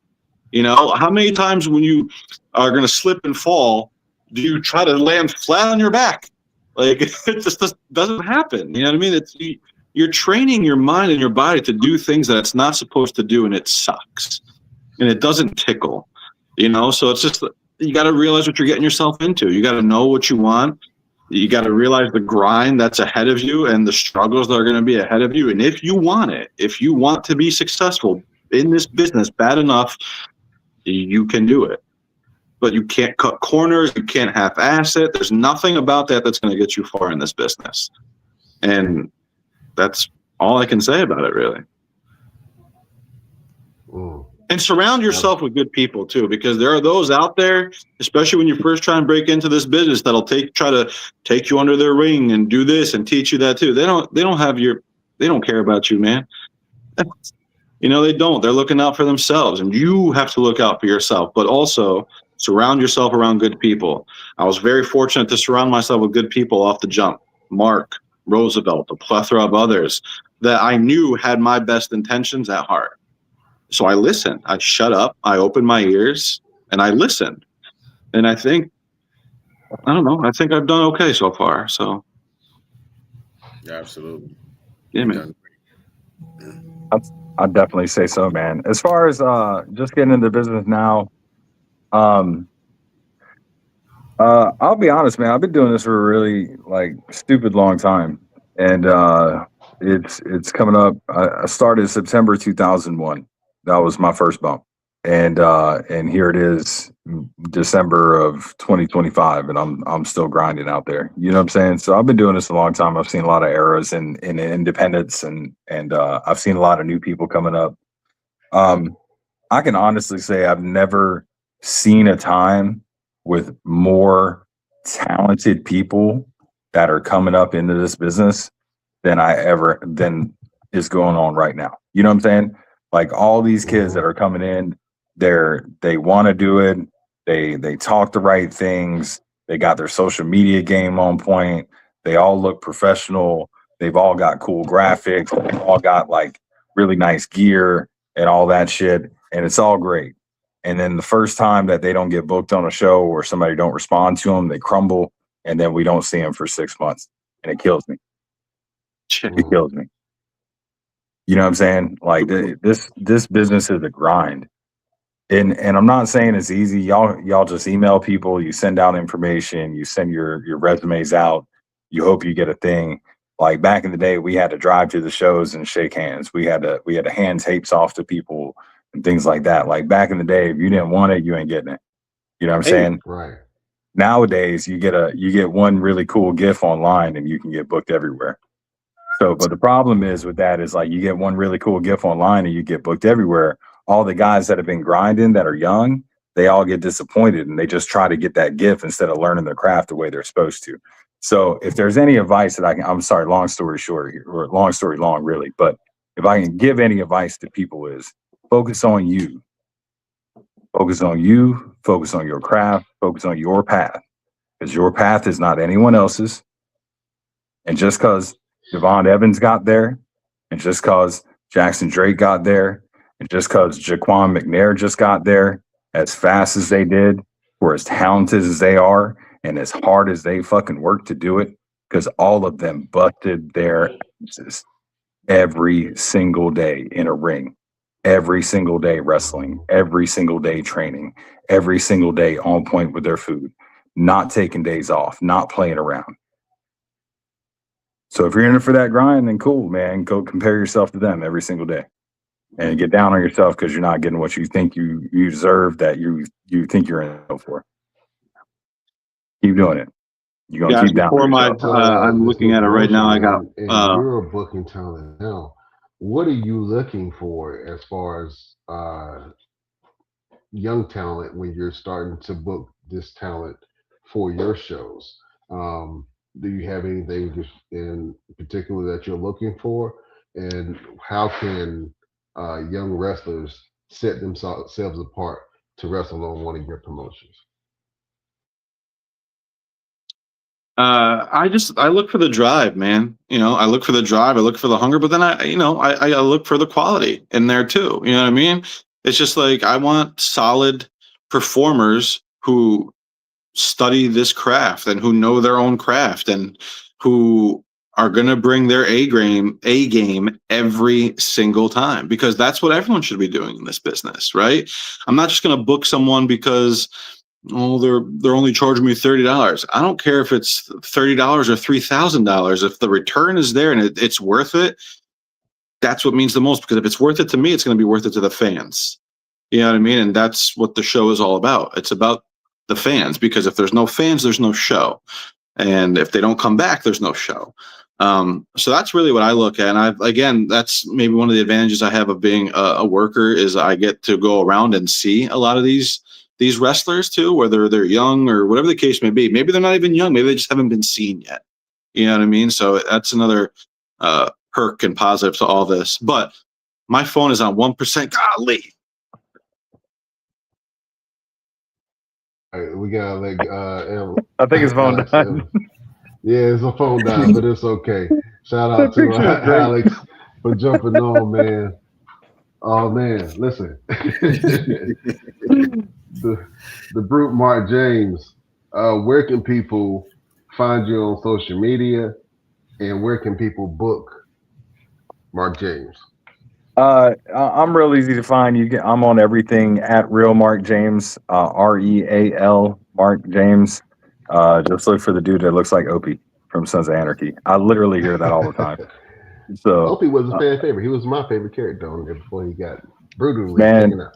Ryan Hurst is a great dude too. From just himself. And before I had the beard, people thought I looked like him in damn, what the hell was the movie with Denzel in it? The football movie. Shit.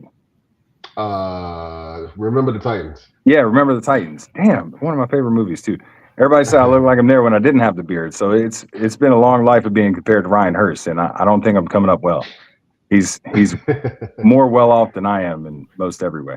But anyway, yeah, you can find me at Real Mark James on all social media, man. Reach out, realmarkjames@gmail.com, or check me out at Notch Goods, notchgoods.com. Online, NOCHGOODS. You can find like any merch or anything else out there. And Roosevelt looks like he's freezing, so I'm gonna get off here and let y'all go. Appreciate y'all. I thought he was starting a fire or something. I don't know. The hand sounded mighty rough. Absolutely. Thank you so much, my friend, for supporting us, man. I can't wait to see what damage you cause in 2026. And you already know that we want you on our future Mania shows, my brother. So thank you so much for everything that you've done, for being a genuinely good dude, man, and supporting our locker rooms like you does. And I can't wait to see you whoop some ass, man. That's what you does, man. The brute Mark James. Appreciate y'all. Have a great night. Thank you. I appreciate you, brother. All right, you too, y'all. LP, you still there? Yeah. I'm still here. I was moving some stuff around. I'm still here. Oh man. Well, before we log off real quick, I know that I gotta have you gloating. I know you and Chef was going at it in the chat earlier, man. Let's talk about John Cena's retirement match. What did you think about it? Do you think it delivered, and do you think that they made the right choice by picking Gunther and having Gunther go over the way he did? All right, so I got two sides of this story. Number one, the gloating side, since I'm a Gunther fan, and y'all know I hate John Cena. That was a no-win situation with that. What about wrestlers beat the wrestler that I hate? So, hold on. Before we go into it, we haven't done this in a very, very, very long time. I think it's the perfect opportunity to do it.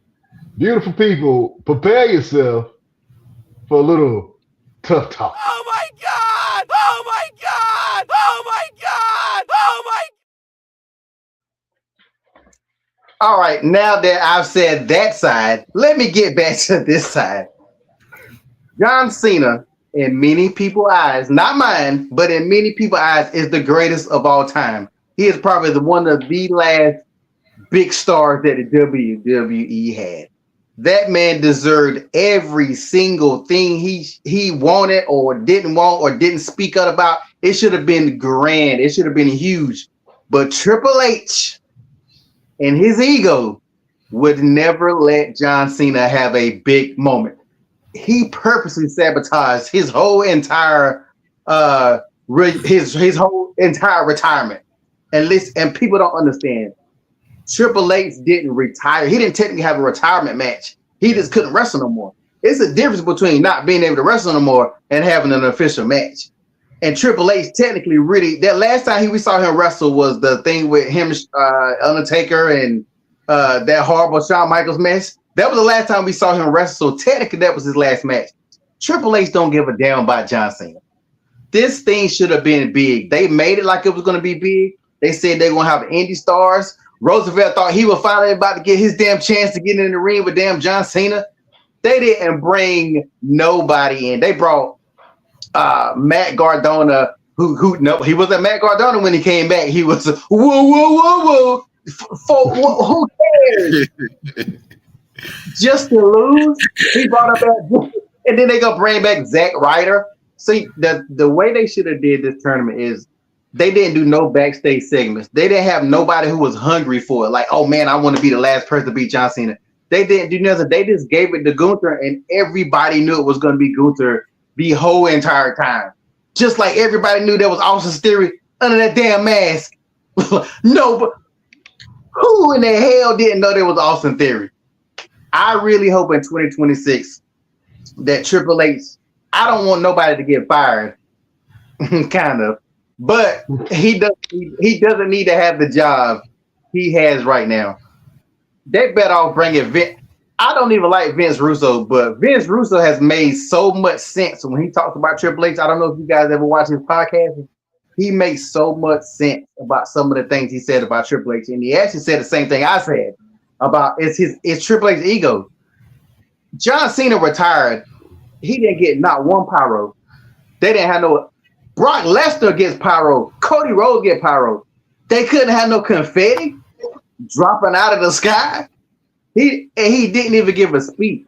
Maybe John Cena didn't want to give a speech, but it really was bullshit. It was cheap heat for Gunther, which he showed a little bit on Monday, but within a couple of weeks, that heat is going to be gone. I don't believe in passing the torch. You don't have to always pass the torch because it doesn't do anything. It's not passing the torch when he just beat Goldberg a couple of months ago. So the torch was passed to him then. AJ Styles, your ass is next. Randy Orton, your ass is next. What if they have Gunther beat all the greats? That would be like so hilarious. But really, so that would really make, and I ain't mean to cut your tough talk down, but that would really make Gunther the legend killer, new legend killer. And I think that's the way that they're trying to paint it, is that they need a new legend killer, and it seems like it is Gunther. You know what I'm saying? Now, I 100% give all praise to Gunther for, I've been a Gunther fan for a long time since he was Walter. You know what I'm saying? Do I think that he should have been John Cena's last opponent? No. I really feel like they should have brought some nostalgia back and had somebody face John Cena that really mattered. Kurt Angle looked like he was itching to get back in there. You know what I'm saying? I 100% believe Kurt Angle would risk his life to get in the ring with John Cena again. That made sense. You know what I'm saying? Obviously, he can't, move the same way that he used to. But I think we wanted a little bit of nostalgia with it. And I think a lot of fans were let down and a lot of fans were mad. It really feels like 2010 again, all over again, just like everybody just got older. You know what I'm saying? CM Punk is the champion. And that was around the time when I stopped watching wrestling, was when CM Punk was the champion. You know what I'm saying? So now he's the champion, and I'm kind of not interested really that much in watching the product. Now, obviously, I had to watch John Cena's last match because this was John Cena's last match. But I think that I don't think that none of the Saturday, maybe I'm taking a little bit of your rant, LP. I don't think none of the Saturday Night Lives have been good. None of them. No, They need to get rid of it to me because y'all making it like it's a pay-per-view type event, but y'all ain't got time to build none of these stories. Well, for one, nobody's getting a story. Like, even if I know people like Oba Femi. For people that don't watch NXT, they don't know who he is. So this is kind of introduction a little bit, but not really. Because even my daughter said, who's this big Nigerian brother about to fight Cody Rhodes? So it's like when you don't build it up like that, Javon Evans and all these other guys who's popping up there, when they're not giving them stories, it's not gonna matter. Like everybody said Cody Rhodes' reign is bad, and it is, but it's because he doesn't have no story. When Damian Priest had the belt, everybody said the same thing about Damian Priest. If LA Knight got the belt, it will be the same thing, because if they don't start telling stories, there ain't nobody who got a belt that's really gonna matter, because as old school wrestling fans like us, we grew up with storylines.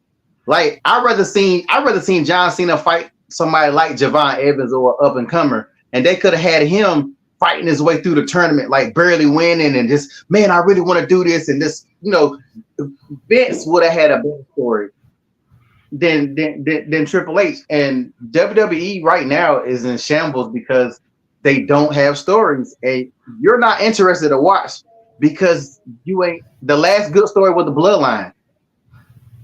Roman ain't done shit since they ended the Bloodline. So again, there's nothing to when Monday night go off the air. Back in the days, you couldn't wait the next Monday for them to continue that story that left off last Monday. Now it's like a reset. You can literally miss one Raw and watch another Raw and not miss nothing in between. And that's one of the biggest problems that they got right now. Mm. Well, that was a little tough talk from your boy, LP. Fuck Triple H. I didn't say that, Triple H. We want to be on in the back rooms of WWE. You know what I'm saying? So I ain't gonna say it. Yeah. That was a parrot somewhere in the background. I don't know where that came from. Absolutely. Well, fellas, this was an absolutely great show. I want to thank you both from the bottom of my heart for rocking with us and us creating this whole environment that we have, which is the Best Damn Wrestling Podcast, man. We came together and we decided, hey, we wanted to talk about wrestling, and with the hopes of possibly doing an event in the future. And now we've hit that milestone where we're at our second show, and like Alex said, I think that we've built a fan base, and we have a really good supporting crew, and a cast of characters that we can really take anywhere. You know what I'm saying? And so, all of the talent, thank you so much for showing up to Mania. I do not remember everybody's names. I'm not even going to attempt. But if you were a part of the Mania family, thank you for being a part of our makeshift Mania family. We got, OGs to the young cats that's coming up. I want to thank Caprice Coleman for being our consult. I don't think other locker rooms really have a consult, and what a consult is, I kind of feel like we kind of came up with a term, but we didn't, But the consult for our show is to really give feedback for the wrestlers and entertainers that come in the back, whether you're a veteran or not, or a new brand new wrestler. We had the opportunity to have our consult, which was Caprice Coleman, talk and give advice to each one of the wrestlers about how their show went, what can they have done better, what went good, what didn't go so good, what they can improve on.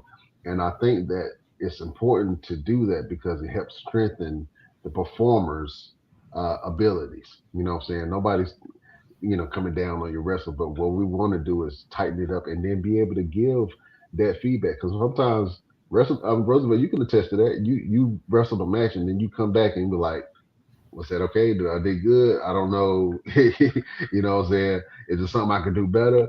And you have some OGs that'll come in and play that role, but we had a designated person to be able to fill that role. So shout out to Caprice Coleman, and shout out to everybody who supported us.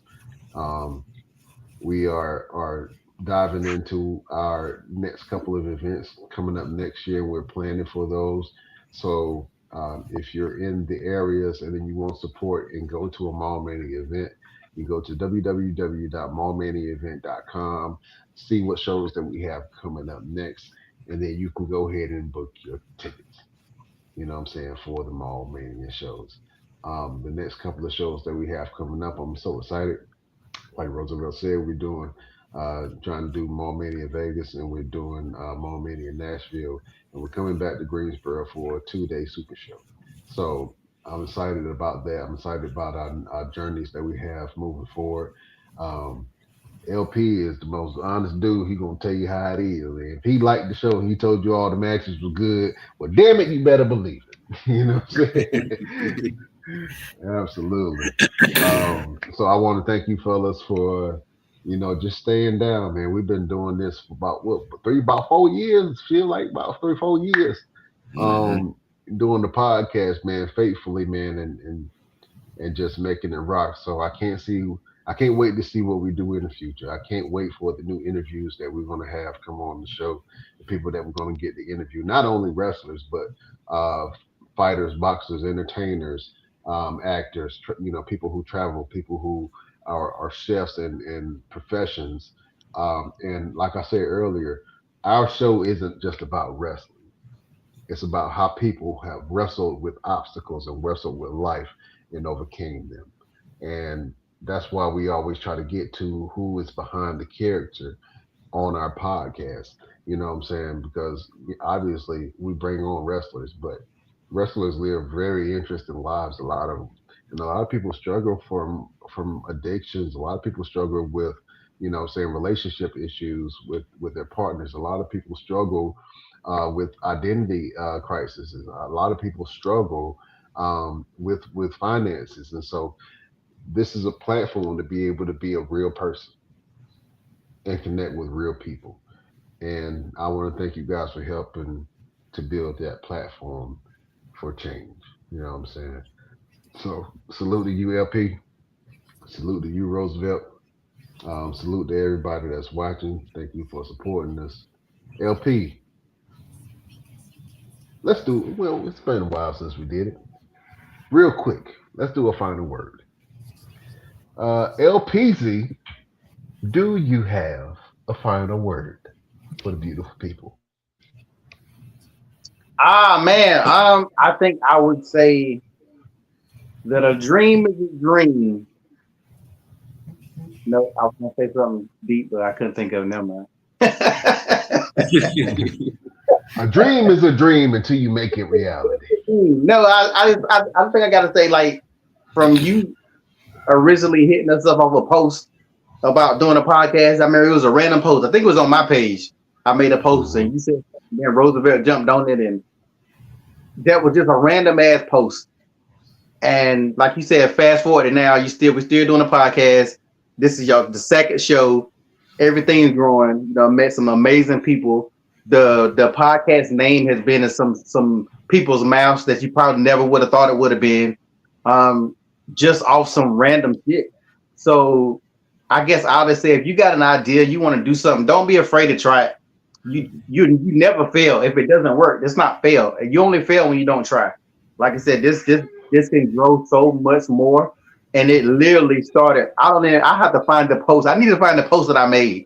I was talking shit about wrestling or something, and you said I got to find that post. And it was a seed that was planted, and it's blossoming and it's branching out and it's connecting to other people. And just like I said earlier, this show itself, everything got room for growth. There's a lot of things to be changed, and you got to be able to listen to that growth when people say, "Hey, let's do this, try this, try this, try this." And as long as you got that mindset, man, the podcast, the event you guys got going on, from everything's gonna keep on growing. And I just like being a part of it. I finally figured out what Roosevelt's whole gimmick is during watching it. So other people, let me tell y'all. Let me tell y'all real quick. I'm gonna just say it real quick. I don't know how many people watch Dragon Ball Z, but it's very obvious, very obvious that Roosevelt comes out and he wrestles, and he look like he just got off work. He look like he's a damn manager at Chick-fil-A. He comes out here, and as the match goes on, first everything that he takes off is supposed to be weighted because Goku fights in weighted clothes. His boots are weighted. His shirts is weighted. If you ever seen Goku take off his clothes, it'll drop down in the way. Piccolo trains in weighted clothes. So that time when he dropped it, it's like boom. When he takes off his shirt, it's like boom. Like I had to tell my daughter that. I said, I finally figured out what he's fucking doing. Am I wrong? Or am I right, Roosevelt? Please tell everybody who don't get it, who might not have understood your gimmick. Tell me I'm wrong. And that's not what you're doing. You are absolutely right. You are absolutely right. I figured it out. I said that shirt's weighted because you threw the shirt down and the guy was like, I said, hey man, you can't pick up that shirt because it weighs too much.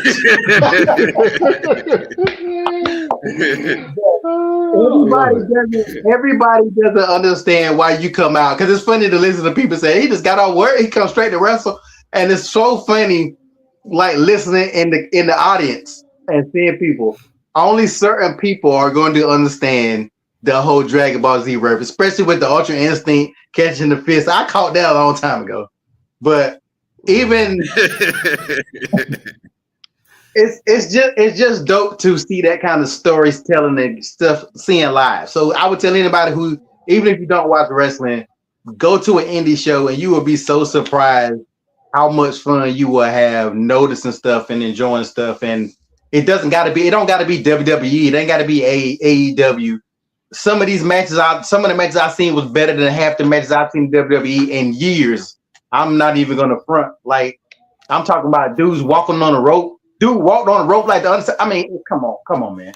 Mark. I don't know what Mark weighs, but that picture I took of him when he did that flip off the turnbuckle. Come on, bro.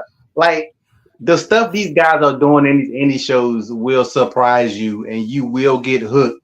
So like really it's just like support small businesses. It's not a small business, but support anything that anybody got coming up and you will always be surprised. Like I said, shout outs to everybody who was in the show. Shout out to y'all for putting the show together.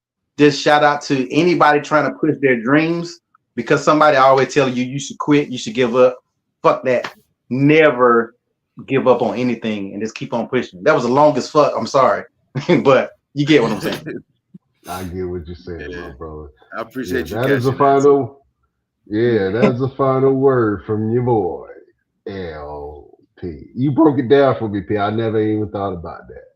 You know what I'm saying? But you're right. Yeah, everything gets hidden as soon as the tie take off. Boom.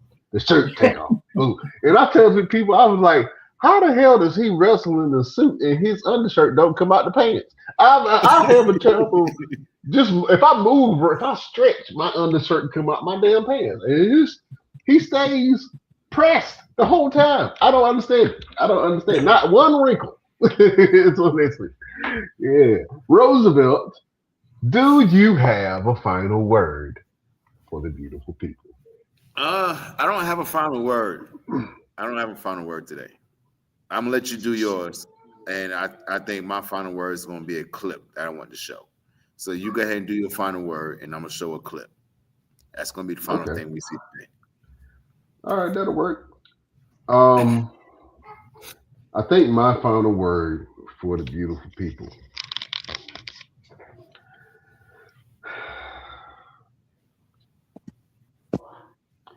And it's a lot that I can go with, but I'm gonna really echo something that LP says quite a few times on the show. Is you have to believe in yourself, and you have to believe if God gave you a vision, He gave it to you for a reason. Not everybody is going to understand what you're doing. Not everybody is going to get in line with what you're doing. Some people are going to tell you, you shouldn't do it. You should quit. But don't listen to those voices because God didn't give them that vision. And when we first started, trying to do the show and we came up with the concept, not everybody was on board with what we were doing. And a lot of people didn't know what the hell we was doing. You know what I'm saying? And it's like, okay, we kind of got to explain. And when we try to explain to them, they like, so it's a wrestling show? Like, nah, it's not a wrestling show. It's an event. It's an experience. And until you are there and you feel the energy, and I think that's something that I can honestly say that we do. We create and curate an environment for fun, for energy. A lot of people said it felt like a family reunion. I'm not sure how many other locker rooms have that feeling where everybody feels welcome and everybody feels like they're a part of something. But what I will say, if you have a dream and it's something that you want to do, don't worry about how you gonna make it happen. Don't worry about where you gonna get the money from. Don't worry about where you gonna get the talent from. Don't worry about who's gonna support you or who's not gonna support you. You just have to get started. You have to get started and you'll figure it out. So believe in yourself, believe in your dreams, believe in your abilities, and believe in the man or the creator that created you and gave you all the gifts and gave you the vision. It's up to you to do it. Not everybody believed Noah when he was building the ark. He didn't know how he was going to get it done. It was a lot of people that I was like, oh no, he crazy over here building the boat, talking about the rain. And then all of a sudden the first raindrop hit. And they was like, oh man, I wish I would have got on Noah's boat. You know what I'm saying? Well, this is our boat. You either get on or get left. Straight up like that. But yeah, believe in yourself, believe in your dreams, believe in your abilities. And you can make anything happen. That is a final word from your boy. I don't have my glasses today. Brian Renegade. All right, Roosevelt. Hit me. Yeah, ladies and gentlemen, well, before we even show the clip, because this is the last thing we're going to hear from us today, make sure you tune in next week on the best. Well, are we going to do a show next week? Because next week is Christmas Eve. I don't think we're going to do Christmas Eve. Should we do a holiday show? I don't know. We could. We'll think about it. We'll think about it. We'll talk about it throughout the week. In the meantime, between time, y'all make sure y'all tune in because we just might do a show. We just might not. But you make sure y'all tune in. We can't hold you no longer.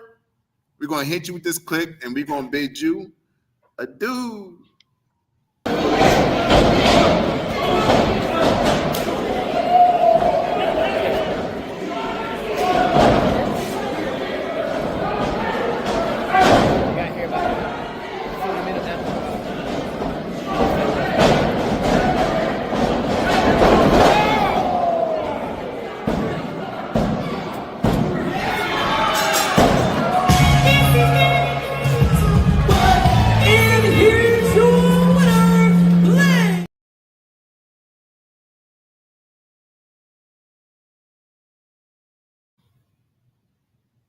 Blade Brown is that dude. All right. Like you said, we can't hold y'all no longer. Check us out on all of our social medias. You can follow us on the Best Damn Wrestling Podcast. Wherever you get your podcast, we're on every single platform. We're in 56 countries. We have had some legendary guests on our show. And just wait to see the surprises that we have in store. You got anything else for the group, Roosevelt? Nope. Merry Christmas.